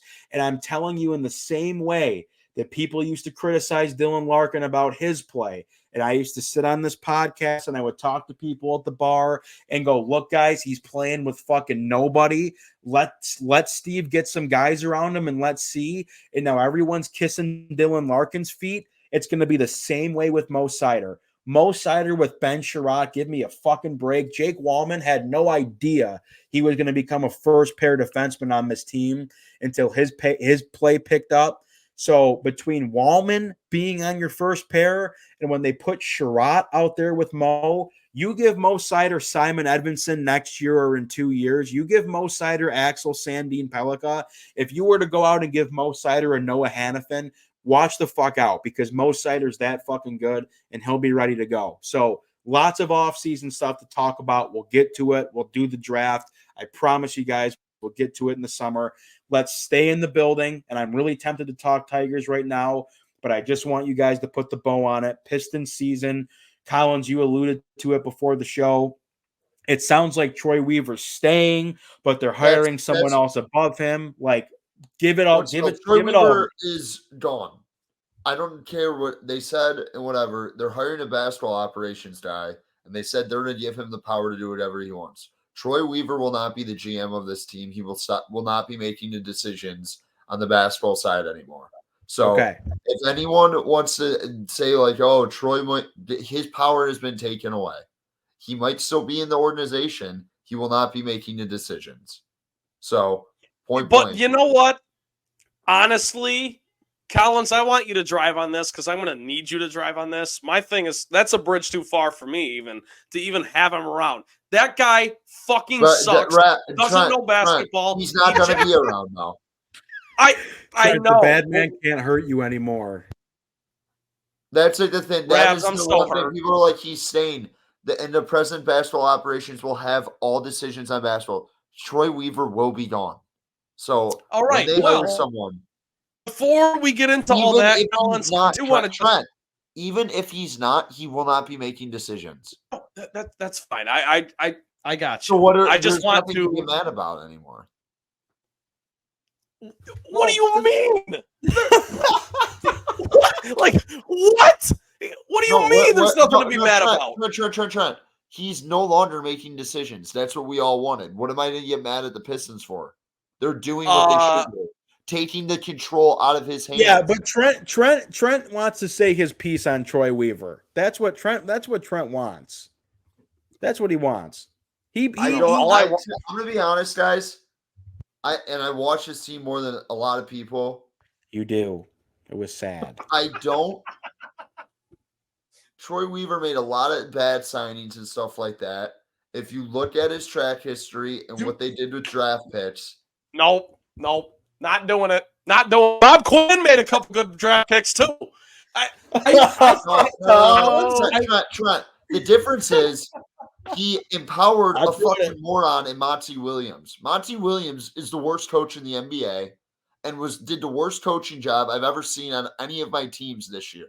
Worse than Osmus, worse than Mel Tucker, worse than John L. Smith, worse than fucking Steve Mariucci. This was the worst coaching job I've ever seen in my entire life. Monty Williams seems like a nice guy. Seems like what he did at Phoenix, he gets credit for because he had Chris Paul and Devin Booker. Chris Paul, who in his sort of prime, every team he played on is fucking good.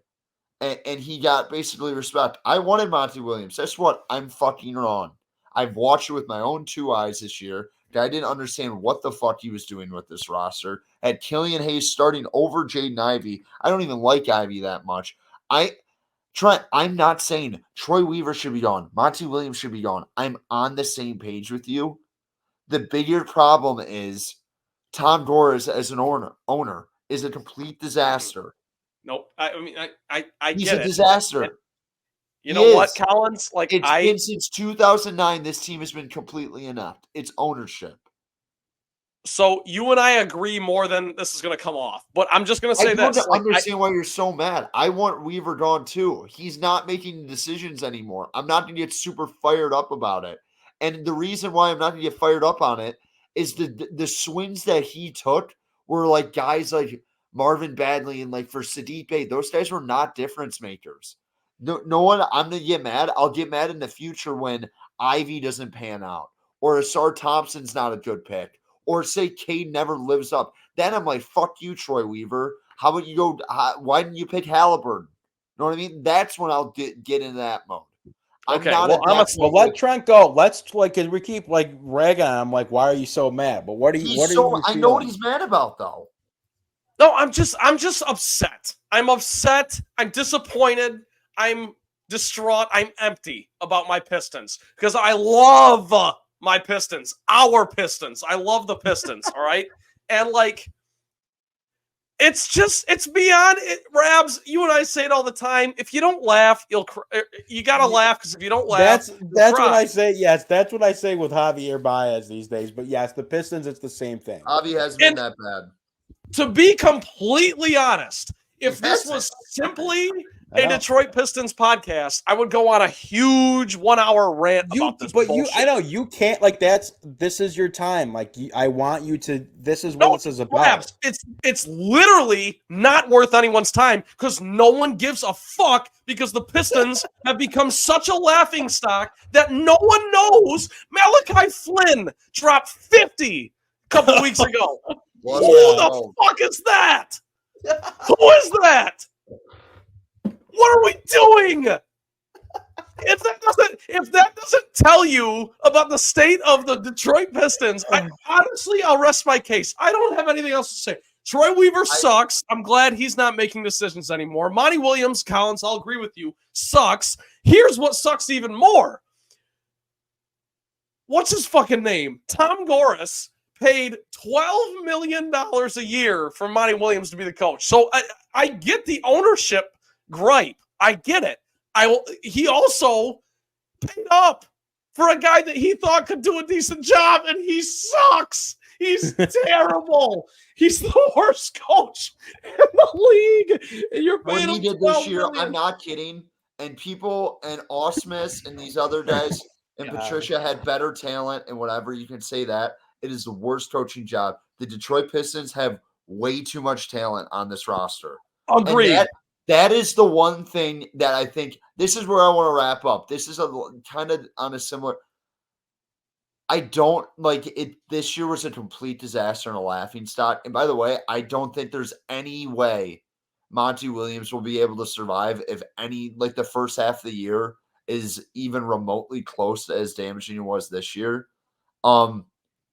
I still like the Pistons' future. I'll continue to say that just for the fact that what's called now. I think they trade Ivy in the next year. Ivy was never the right pick, and honestly, the three of us were all on that. We were like, you know what? You got. Well, we also thought they would have had a chance at Murray, and they didn't. So, Well, it is what it is.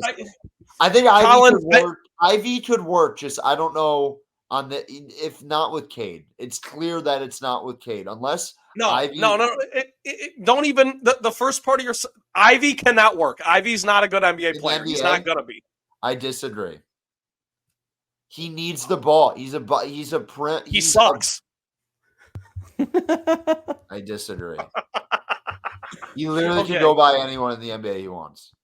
The problem is, Kate. He doesn't get anyone. He's going to be a big stats, empty calories guy. He will have a 10-year career in the NBA. The problem was if Trent. I agree with you. I'm just Collins. I'm just defeated. That's all. I agree with you. No, I'm just upset. This is what I want to get to the point. Duren's really good. He's like one of the youngest guys in the NBA. He's going to be very, very good. He has a big offensive ceiling. I would like to see him get better on the defensive end. He's already a great rebounder. People want to compare him to Drummond. He's already better than Drummond was in Detroit. I'm sorry. Yep. Already better than Drummond. And we gave that guy a fucking max contract. But Cade, I don't know what they do with the rookie extension. We can talk about it when they actually make a decision on that. I think they should do it. I think he's really fucking good. That is the roster construction was so bad, and that is on Weaver's thing. But the coaching, I mean, there were stretches of this year where Sasser wouldn't even be in the rotation. He was clearly one of their best bench players. There would be times where Kevin Knox is fucking starting over Asar Thompson. There would be times in the season where you have like fucking Beef Stew playing the 3. Like there was plenty of fucking just absolutely Killian Hayes started and got a ton of minutes for this team the first 45 games of the year. It was unacceptable. And the thing is, Trent says, the problem is with paying a guy like that, he has free autonomy. He feels like he can do whatever the fuck he wants. And he was able to do that this year. And I hope at some capacity, whoever they hire, basketball operations, and Gore says to him, okay, man, we're going to take over the reins a little bit because he can't have free reign anymore. He just can't. So I am over here losing my mind because Collins, everything you're saying is 100% right. And I'm banging my head against the wall because of how piss poor this franchise is. And it's just, it's so bad. The thing that's super annoying about it is that I think the Pistons get dog walked and like it's trampled on and stuff like, oh, they have all these great like histories in Detroit. And I feel like the Pistons get thrown to the side because the last 15 years, and it bugs the shit out of me because I truly think if you really look at NBA history, they have like 2 of the fucking top 15 most famous teams. Like, yes. Yeah. And like it's a franchise that had a sellout streak for fucking 10 years in the NBA. Yeah. Like it was they're the hottest ticket in Detroit, even when the wings were cooking. Like people will talk about it was just the Pistons rolling. The wins were fucking awesome in the mid 2000s, and the hottest ticket in Detroit was going to the Palace to watch the Pistons. So Collins, to your point, I'm just saying it's a proud franchise, and people don't act like it is because they're such a laughing stock, and that's on Gores. That's fair. But it is. It's a top 5 NBA franchise of all time. I mean, seriously. Lakers, Celtics, Knicks, Bulls, Pistons. I mean, come on. Really? They're right up there. And the fact that, to loop this all back, the Pistons finished the season, in case you didn't know, 14-68 on the season. They will have the number 1 odds in the NBA draft lottery. And they had them last year, and they got the 5th pick. All right? So that's the thing that sucks the most is because Wembanyama is fucking awesome, and he's already awesome. He's one of the better players in the NBA already. That sucks and that hurts. The thing that sucks even more is this draft sucks. So you might get a guy who's talented or whatever who helps you and is a good role. You're not going to see a ceiling of some sort of superstar. You're just not in this draft. And I don't know what they do this offseason. I really don't. I've lost their words. I would be shocked though, if Cade Cunningham, if it's in Detroit, I'm hoping it is, or if it's somewhere else, is not a top 2 guy on a winning NBA contender. franchise. Yes. He is. Cade really, Cunningham's really awesome. Collins, that's I the mean, last I- thing I That's want to it. say. That's all I If they have to don't say. As bad as the Pistons are, and as bad as it looked this year, I'm telling like Caden Duran, and I even think Asar have the capability to legit be special. I agree. don't care. I don't care what people say. Just I saw it with my own two eyes. I saw it against good competition. This team, they have legit dudes. It's coaching and the things around it. And guess what? They might not fucking figure it out, and these guys might go somewhere else and succeed. Because that could happen. But I'm just telling you, those three guys, they have three guys. So Collins, I completely agree with you. I am the biggest Cade fan in the world. I'm the biggest Jalen Duren fan in the world. And I actually really like Asar Thompson. I think, after getting fucked and getting the fifth pick, I think you made the right pick. Like, he's really good. Here's the problem. I'm starting to get scared. And this is the last thing I'll say on the Pistons, because if I don't shut up now, I never will. I mean, we've been going for an hour and a half now. But here's the thing. If I'm getting a little nervous that it's like, yeah, Cade's pretty good, just like Andre Drummond was pretty good, just like Reggie Jackson, just like Greg Monroe, just like Josh Smith, just like Rodney Stuckey. Give me a fucking break, man. When are one of these guys? Rodney Stuckey was not ever this good already. I know, Collins. I'm a huge Collins. I know you watch the games. I'm a huge Cade guy. I love Cade. No, I know you are, but when you watch the games, it simply pops out. If they are able to put legit NBA players around him, he's going to be a star. Because if you watch him pass the ball, if you watch the way he plays the game, it is an inclusive superstar. It is not a guy who he goes pick and rolls all day, but he passes the ball. He's a good defensive player. Very good for a guy who handles the ball. He fucking cares. Great transition.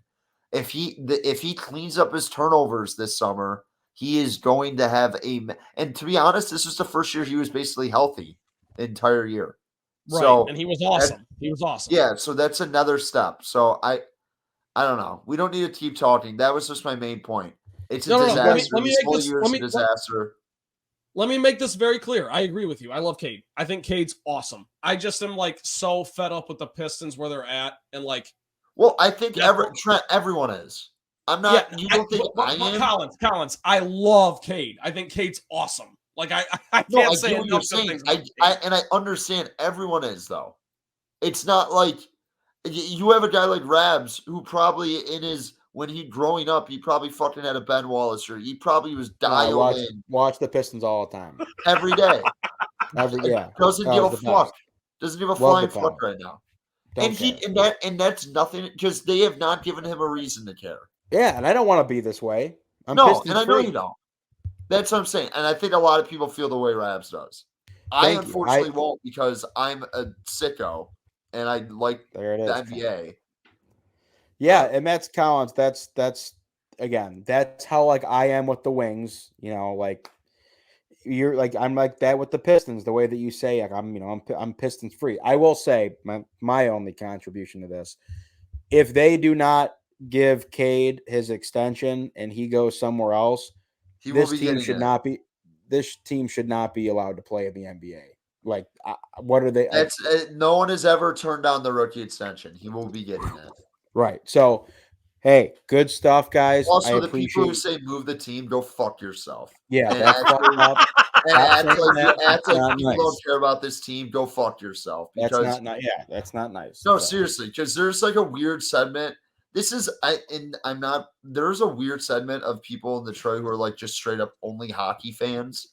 That literally only care about hockey and only they spitefully hate the other teams. They don't want the attention away from the Wings. No, they're just hockey town. I'm like, you guys realize the Lions are the most popular team in the city? Just shut the fuck up. In the nation?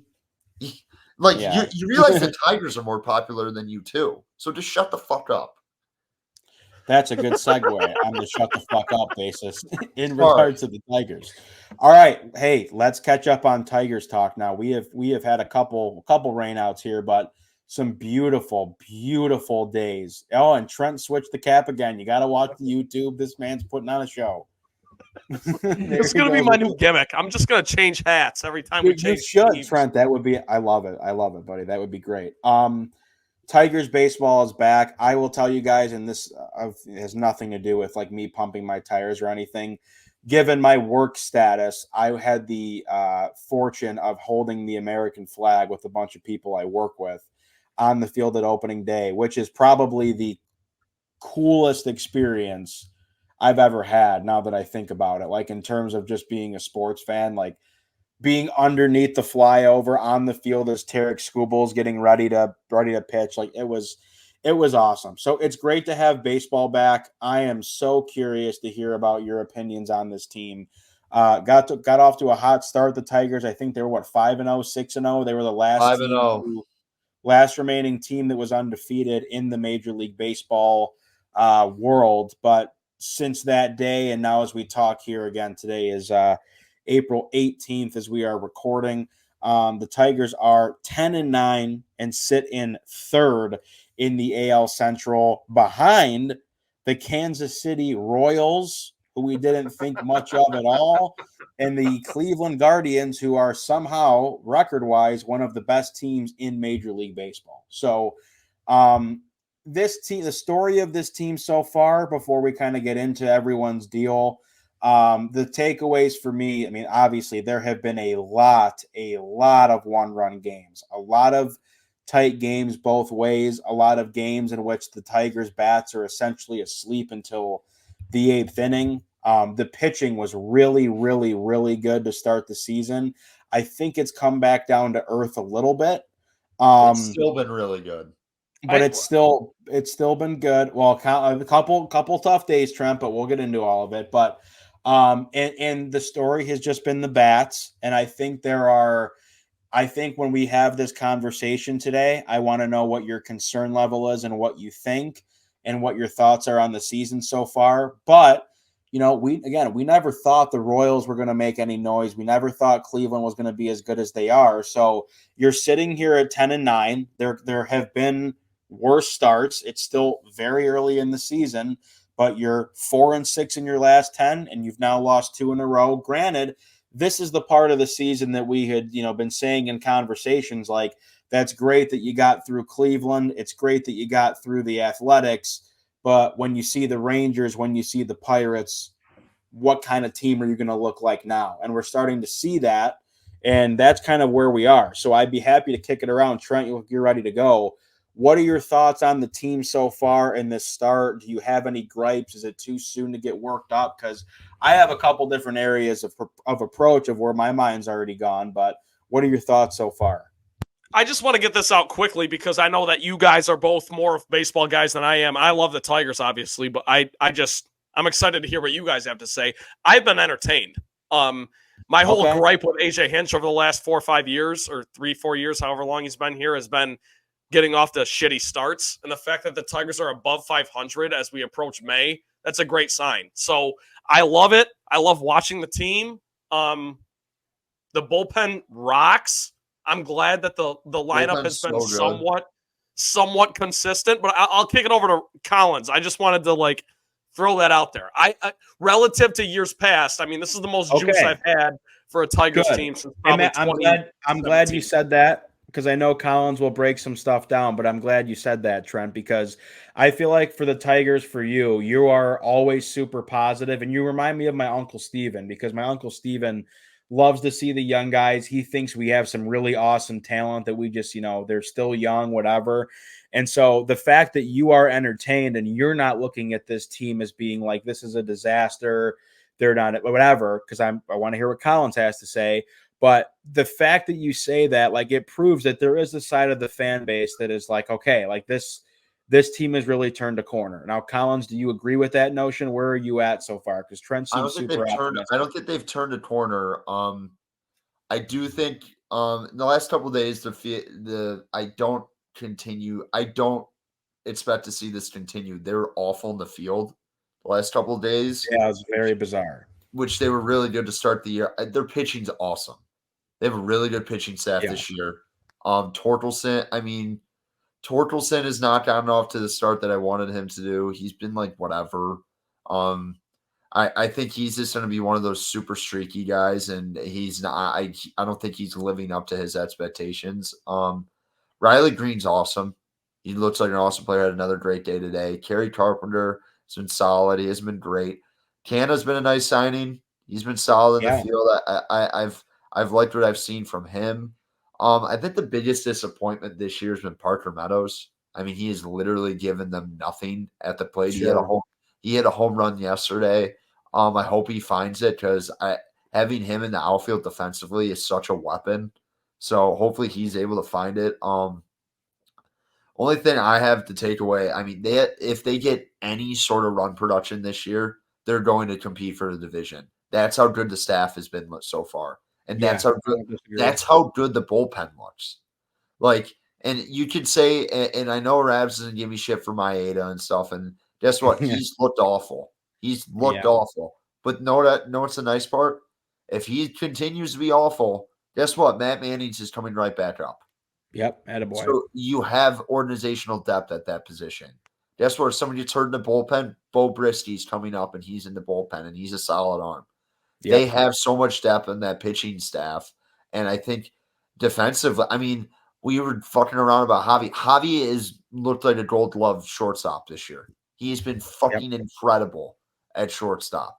Gio Urshela, a guy who's been a really nice signing. Great signing. Yeah. So, and I think every one of those like kind of role guys. The thing is that is so disappointing and frustrating is Torkelson. You just want him to kind of deliver in these big moments. And he just, I know he had a double today to drive in a run, and 2 walks. He had a little. They're starting to see the ball a little bit better. I understand that they're a slow starting team, whatever the bullshit is. But it just feels like, and it might just be the fact that we were spoiled when we were younger. I just have zero confidence when there's guys on scoring position with a lot of guys in this lineup still.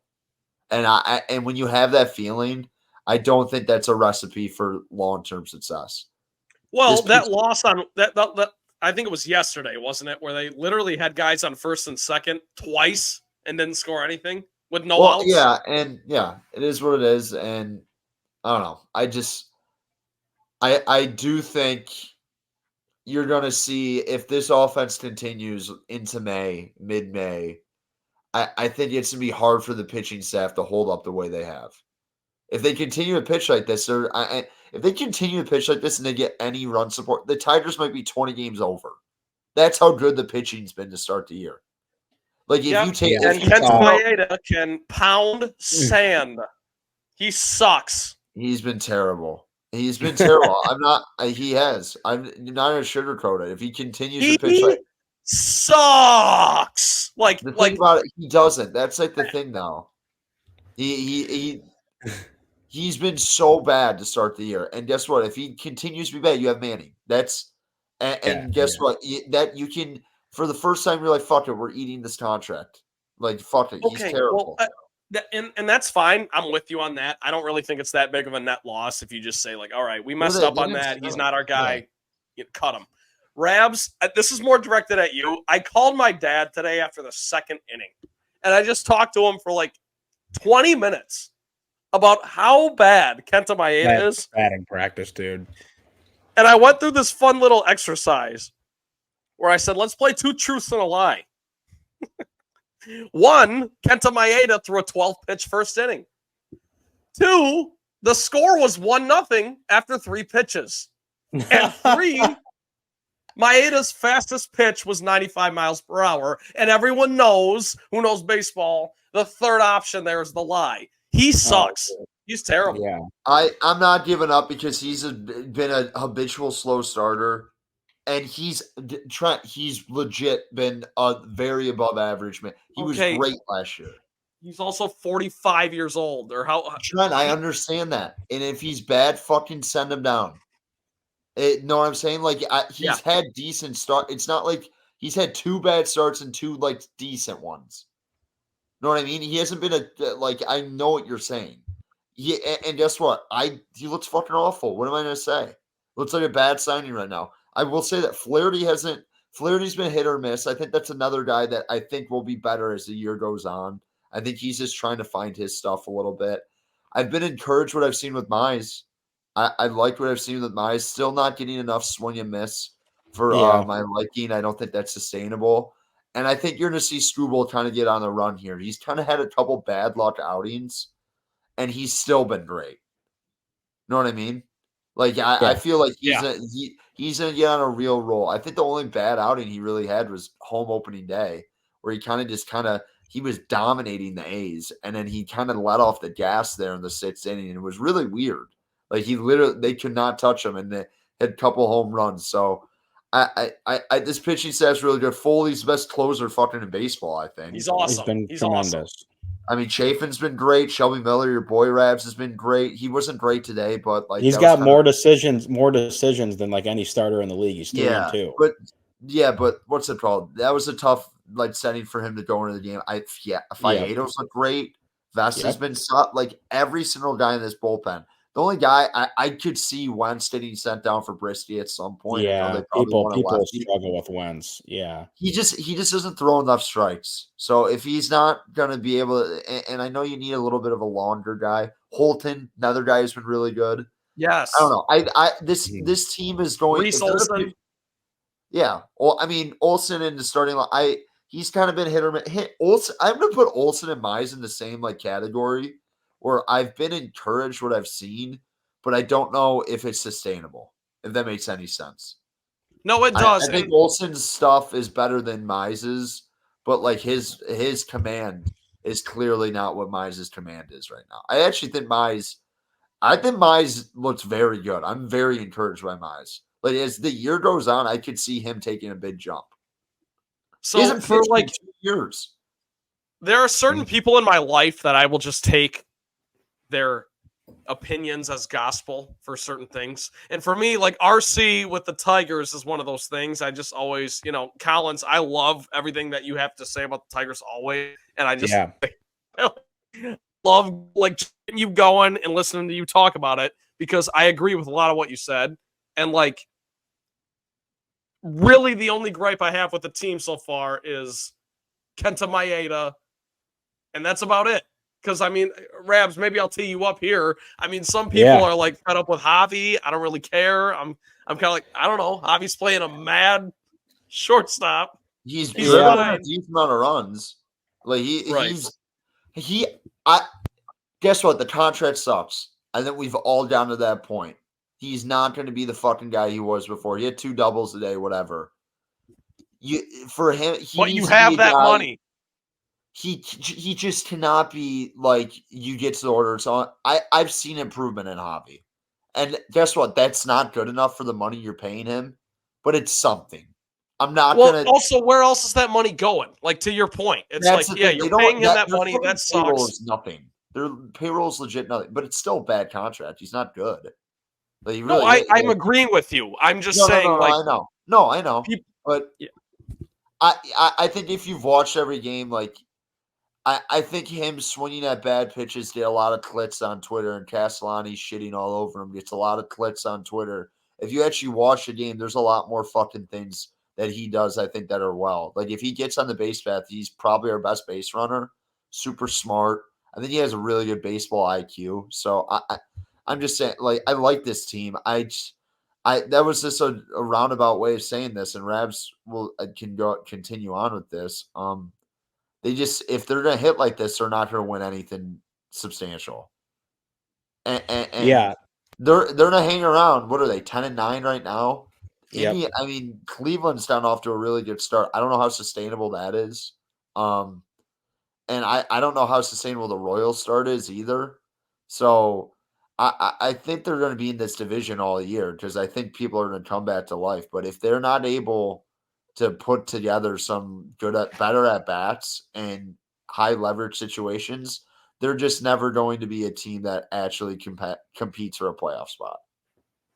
Yeah, I would say my analysis of this team so far, I am very torn because I know this team gets off the slow starts in April very often, especially under AJ Hinch's tutelage. And you're right, Collins. Like, I don't know how sustainable Cleveland's start is or Kansas City's. And And that's the thing with baseball. There's 162 games. It's a very, very long season. We aren't even a month in. And so there's a big part of me that doesn't necessarily want to overblow things because there have been a lot of positives, but I do think in that same right, like I've never had the patience with this team that you guys have. Like, to me, I've always been bothered that the Tigers don't develop anyone, and it seems like it always takes a long time for our prospects to get up here, and they don't really pan out, and you move them, and we don't win trades, whatever. And so, like, there's still a lot of time left for sure.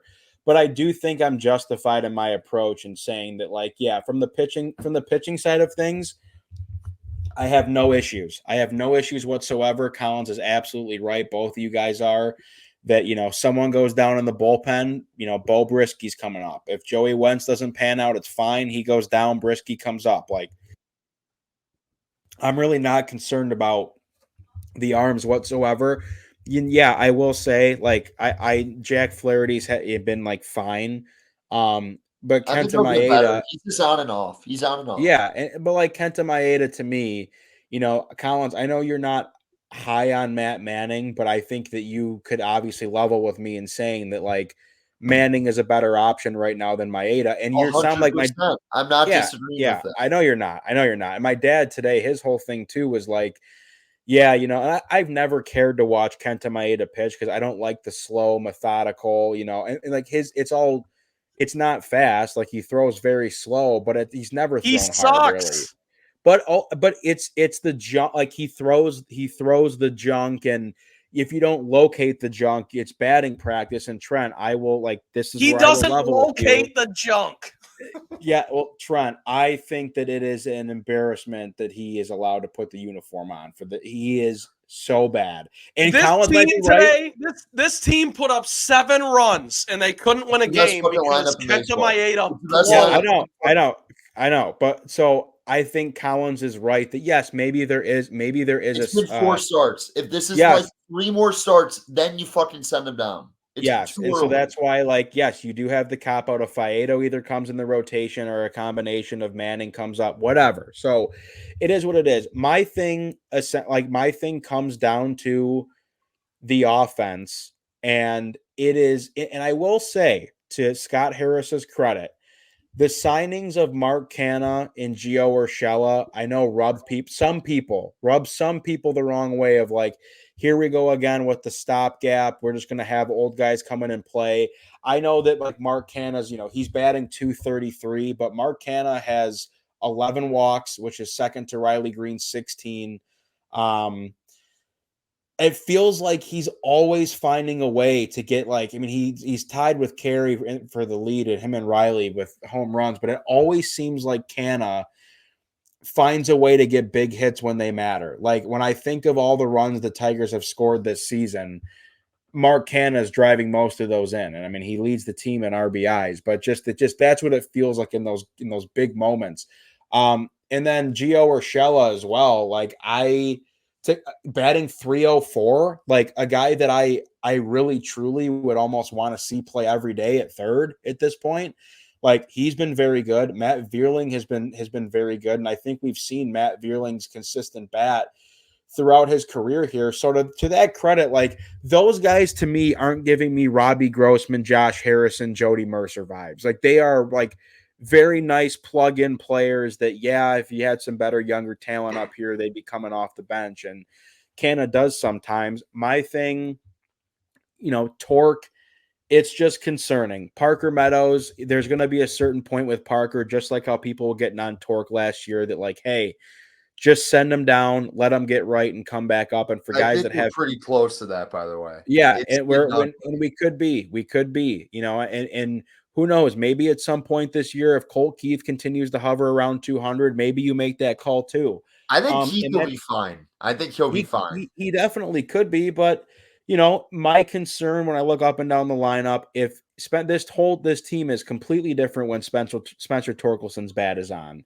And I do definitely struggle a bit in terms of certain decisions that AJ Hinch makes with the lineup. Like, I don't need to see Zach McKinstry bat third, and I am just a huge proponent in general, and you guys know this, and I'm not going to do it all year, but I just think there is something to be said about the continuity of a lineup and repeated reps in certain parts of the lineup and in certain positions in the field that it just seems like we struggle to really find that lineup. And the thing that I don't care, just gaining confidence, right, Rabs? Like, how are these guys supposed to have any sort of confidence if they're not yeah, playing every and day? you have to figure the line out though, because like Parker Meadows at a certain point, it's doing worse for him playing him every day, and I get that.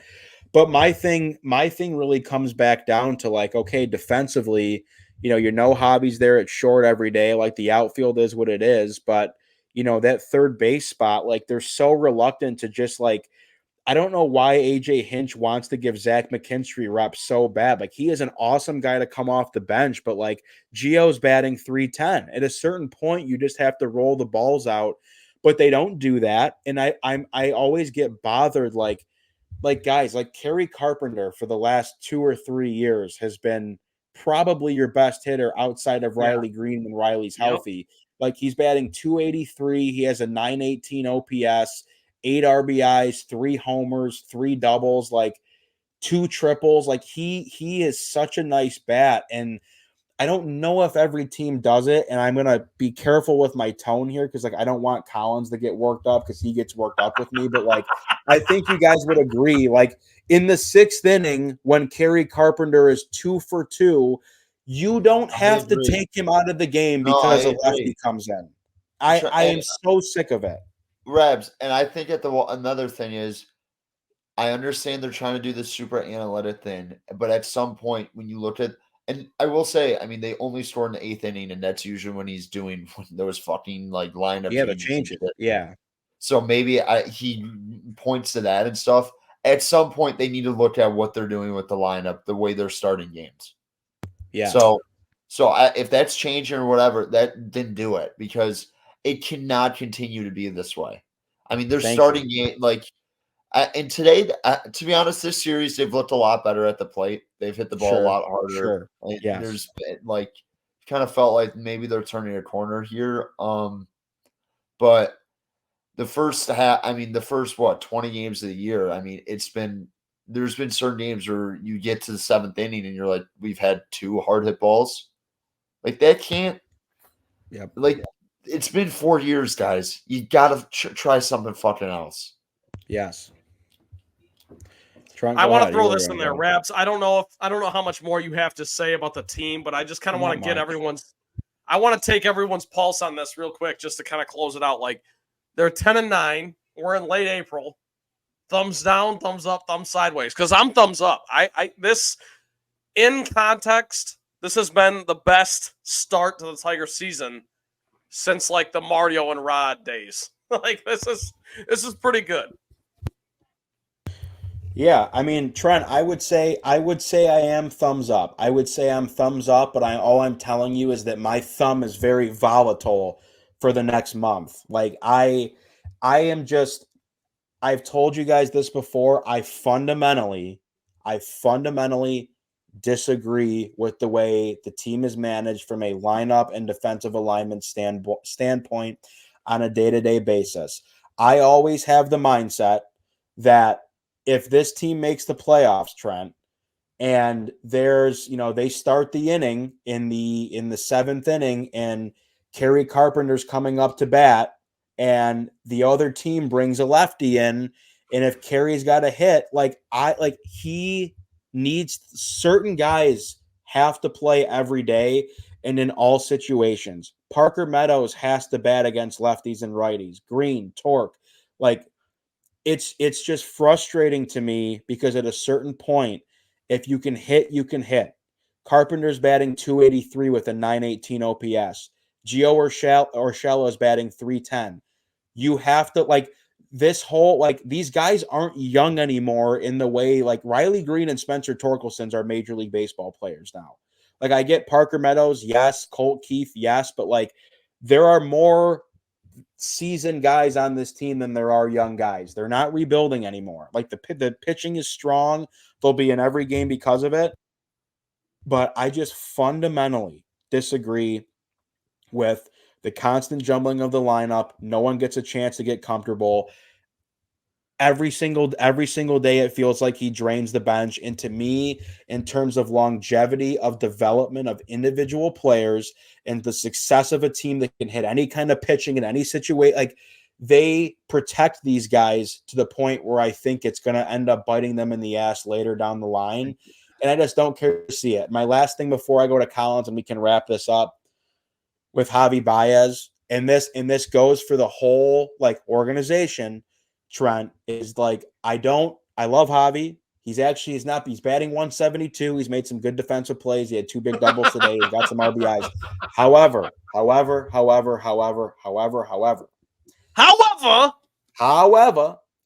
I do not understand how anyone that calls themselves a hitting coach on the Tigers still has a job. Because the fact that Javi is allowed to come to work every day like an insane person, like you think at any given point he's gonna shoot everyone in the building. Like no one knows what you're getting with Javi. Like, oh, Javi's in great shape. He's in the best shape. He's put on some pounds. He's really worked. Like, dude, I don't think anyone in that dugout has ever sat down with Javi and been like, Javier, we love you, but is everything okay? Like, can you see well? Are you even considering watching film? Like, it is managerial malpractice to allow him to step in the box and to not correct it. For what reason? Because he finished third in NL MVP voting one year. Is that why we don't? Read this story? They literally hired a fucking the GM. Do you not listen to all these Hinch stories this year? In terms of what? They went to the Dominican Republic to go work on his stuff. The new fucking.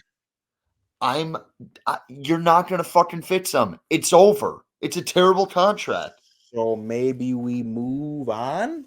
They're not going to. And by the way, using mainly spoons. They're not going to. Know why they're not going to? He's fucking incredible in the field. Okay. He's incredible at shortstop. By the way, I do think that the Motown Rundown here, this podcast is very Javi friendly. We like Javi. It is, dude. I love hate Javi. I don't understand how, like, in Collins, if that's where you're at, where you're truly like he's better than fucking plain Kreidler. That's where I'm at. Yeah, sure. I mean, Kreidler had a great spring, yes, but in totality, you're probably right. But it is just bizarre that it's like every single day I get a new clip of Javi. Like, here he goes again. Like, well, the thing about I don't like what I've watched when watching a 9-inning game that I've seen out of him this year that I did not see in previous 2 years. He has been way better situational hitting. Yes, and he's engaged. Sat fly or whatever, looper over. Like, he is attempting to bat on ball. He is still going to look like an idiot sometimes. That's just the type. He's always done that, even with the Cubs. So I don't know what he's batting now. He's got to be batting what, like 215, 172. Is that where he's at right now? 453 OPS. That is not good. The fact it's so bad that Collins. It feels higher than that, to be honest. He's had some big hits this year. It does. You're right. But Collins overshot with 215. Is just. I mean, dude, Parker Meadows is batting 77. Jake Rogers is batting 91. But again, that's an example between Jake Rogers and Carson Kelly. Carson Kelly's had some really nice at bats for the Tigers. He's had a nice year. Good start. Even though he's batting 189, like, again, that is always an example to me, and I get it. They're catchers, it's different. But like Jake Rogers playing 12 games and having 33 at bats, like, he's not, like, you don't really know what's, like, sometimes you get the big home run, the big hit with Jake Rogers, but he never really hits for average somehow. which like he's a catcher, so whatever. Those the catchers that can hit are a dime a dozen, you know what I mean? Or not a dime a dozen, the opposite of a dime a dozen. But like that's a guy to me that, you know, maybe if you do let Jake Rogers play like 5-6 days in a row, like who knows? He, you know, gets a couple hits, hits a couple home runs, and he's feeling good. But whatever. That's all I wanted to say. Like we can talk next month. I'm just still like Trent, very honestly, dude, like I'll believe it when I see it. I will. Like with Hinch, like I want Hinch to be good. Like I want this to work. I want the Scott Harris thing to work. I want to be talking about this team in 3-4 years and being like, holy fuck, is Colt Keith good? Holy fuck, is Max Clark good? Torque's awesome. Greens and all, like I want to have that conversation. Like 083 in single. I'm not I'm not so. Who is? Clark is batting what? He's batting like fucking like 083. It's like not good. He's not had a good start. That's not. You have to laugh because if you don't, laugh, that's Javi. If you don't laugh, you'll cry. Yeah, if you don't laugh, you'll cry. So, all right, go Tigers. They're 10-9. They're playing what? They're Minnesota tomorrow night. Back in the division. Awesome. Well, we're approaching midnight here. Quick 10-15 minutes, guys, because we can pop another episode off right before the draft. But like, any Lions thoughts, signings? We talked about the jerseys as the draft is getting closer. I'll be down there for probably a day. It seems like they're going to trade out. And that's the rumblings I hear, like whatever. Again, I'm going to be honest. I'm going to be point fucking blank with you guys. Oh. If they draft defense, I don't care who the fuck it is. If they continue to draft defense, guys in the secondary and the interior line, I don't even give a fuck who it is. And to be honest, I don't even give a fuck about this draft because I just want football to start. That's one of those things. You know what I'm saying? Ryan Collins with the good old sledgehammer. Am I wrong though? No, you're completely correct. We're completely correct. The thing I'm more interested about is the Amon-Ra deal and the Dolph deal not being done. No, and we'll get to that when it happens. But Collins, I agree with you. It has to be defense. I don't know why it hasn't happened yet. That's the only reason I said it. Well, good point. I'm sure after the draft. I feel like after the draft they'll probably get that done. Because they like Brad Holmes done before, dude. But Brad Holmes lives and dies by the draft, man. Like this is his fucking. This is his Broadway. They need to get that done. No. Here's how this is going to go. To Rab's point, Brad Holmes is going to draft a guard in the third round and be like, all right, Penne, that's your competition right there. That's who we got. Here's what I'll give you. You got to earn it. And it'll just be, it's part of the culture. It's part of the whole thing. Yeah, I don't know. I don't really have, it's funny because, you know, usually when you're rooting for a team that's picking in the top 3 to 5 to 10 almost every single year, it's easier to look at prospects when you have the pick of the litter. But now you're at a spot where you're at the back end of the draft.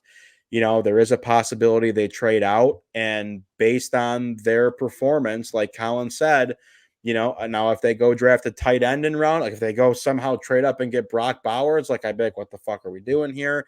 Not that that's even a possibility that I'm saying. I'm just like spitballing here, but I think the majority has to be on defense, whether it's a corner, whether it's a linebacker, a defensive lineman. I would not be upset if they took like a guy like Cooper Beebe, who I don't know, I haven't seen a mock draft in so long, but the guard from Northwestern. If they want to do something like that, that would be a very Frank Ragnow-esque pick where when it happened, I was like, what the fuck was this all about? But then you like take a step back and you go, okay, I get it. That's sweet. Like the one, you know, again, Bob Quinn, thank you, Bob. But serious, like I don't care. Collins, I think you hit the nail on the head. I just want football to start. I would be fine with them going out and playing right now with this team as it is, knowing that yes, like what kind of pass rush are we getting? And that's where the focus of this draft needs to be on. But I'm excited, man. The jersey reveal was awesome. I think Detroit is going to be hopping. I'm so excited to see it on TV. I'm going to try my best to get down there on Friday if I can, because I got a lot of things going on that weekend. But it's going to be great. I'm excited, and I truly just want this season to start. I'm more excited to see like the top of the draft this year, and I don't even care about what the fuck the Lions are doing. Well, maybe we'll be able to get an episode out next week, before I'm sure. Thursday when the Yeah. draft is. So hopefully we'll be able to preview all that. My thing is this, like Colin said, draft defense, I don't really care. The fact that you're picking at 29, kind of, like you guys said, I mean, it kind of just, you got to pinch yourself. It's like, oh, we're not picking in the top 3? Like, I actually have to kind of stay up late tonight. And Rabs, even when they did have the second pick and they took Hutchinson, and then they had a late round pick. They trade up and take JMO, and you and I are at 4. It's like, I can't believe the Lions are picking at 29. Yeah, and all that pick is, Trent, is you're literally going to see that come across the screen and go, oh, okay, so that's what they wanted to do, and you're going to go to sleep. Like that's there's going to be no like texting like, fuck yeah, we got Sewell, fuck yeah, we traded up for. It's literally just, oh, okay, they really did want to go with the guard. Interesting, cool. Like let's move on and see what they do tomorrow. Like that's it. And whoever that kid is that gets picked at 29th, if they stay there, he's going to be so fired up to come and play for the Lions. That's the thing. You get picked 25 and beyond, you're going to a winning team, Yeah. Absolutely. Collins, anything else to add on the draft front, or should we just save it for another time? No, I'm excited. I think it'll be good for the city. I don't know. I don't know if I'm gonna go. I've kind of gone back and forth on it. You have to go. You gotta go, dude. Like just like for a couple what am I hours. gonna fucking do? You Sit gotta in the go crowd and watch people. It's like a fucking parade. I don't give a fuck. I'd rather sit on my couch. That's fair, Collins, but it's like in your city. You are going, and you're going. You're just trying to downplay. The only day I would go is on Saturday, and I would go to the Tigers game and then do that too. Oh yeah, see, Saturday I'm flying out to Austin, Texas. My cousin. That is the only day I would go. I'd maybe go on Friday too, just to go to the Tigers game, but I don't know. Is there a Tigers game? Oh, dude, see, Tigers are home that weekend. My dad's his thing. My buddy's graduating from college or from medical school on Thursday. Friday's my dad's birthday. Saturday I'm leaving for Austin. I don't know. I got to get down there, but I'm gonna get down there at a time where there's like no picks going down. It's just like the kids zone is open. I'm gonna get my face painted and leave. Hey, Rabs, you got to run $30 meal and all-time like traffic/law jam disaster. That's why I'm not gonna be involved in that. That's why I'm thinking like Friday. I go during the day. I sneak one in. I need a video of Rabs running the 40. I'll do it. I'll do it. I will. That's the thing, dude. Like I'm trying to. I gotta sit down. It's incredible how they do this with the draft, but I gotta sit down and figure out like where are the different zones. What should I be doing? There was something. Trent, did you get the email for the Lions loyal like pick your perk thing? Yeah. Yep. What'd you pick? Didn't pick yet. Brock and I we're in conversations about it. Well, you gotta. I mean, I think all the experiences are gone. All you can get is like a beanie, like a hat. Well, I'll take the hat. You gotta pick something. We got the hats because my dad and I we were waiting too long, but they had like a draft experience thing. But I don't know. I think it'll be cool to be downtown. So I'll make a day out of it and then come back up here and go to dinner with my dad for his birthday, or whatever. So. All right, exciting times. I don't think we have anything else to add unless someone wants to chime in. Collins is falling asleep. Trent's ready to go. We'll wrap it up there. That is a 2-hour and 12-minute Motown rundown. Thank you for listening. Probably my favorite episode we've ever done, if I'm being honest with you guys. I had a great time tonight, so I appreciate you guys getting on here late as we approach the midnight. We're burning the midnight oil, as they say. That is going to be all for us today on the Motown Rundown. Thank you guys for joining us. If you want to follow the show, we are on Twitter at Motown_Rundown. We're also on Facebook at the Motown Rundown page. We have a YouTube channel as well. All of our streaming and recording will be up on the YouTube page so you can see our faces. Yes, Trent? Engage with us. Just engage with us. That's all we ask. Come on. Yeah, engage. Like fuck, guys. You guys that make it to the end of the podcast, you know who you are. But Spotify, too, for the time being, you can subscribe to our show. So every time we post an episode, you will be notified. And we usually do it every week. Sometimes, for the most part, we'll try to get up maybe a little draft preview before we kick things off here next weekend. So thank you guys for listening. We love you very much. What an episode. And to all a good night. Love you guys.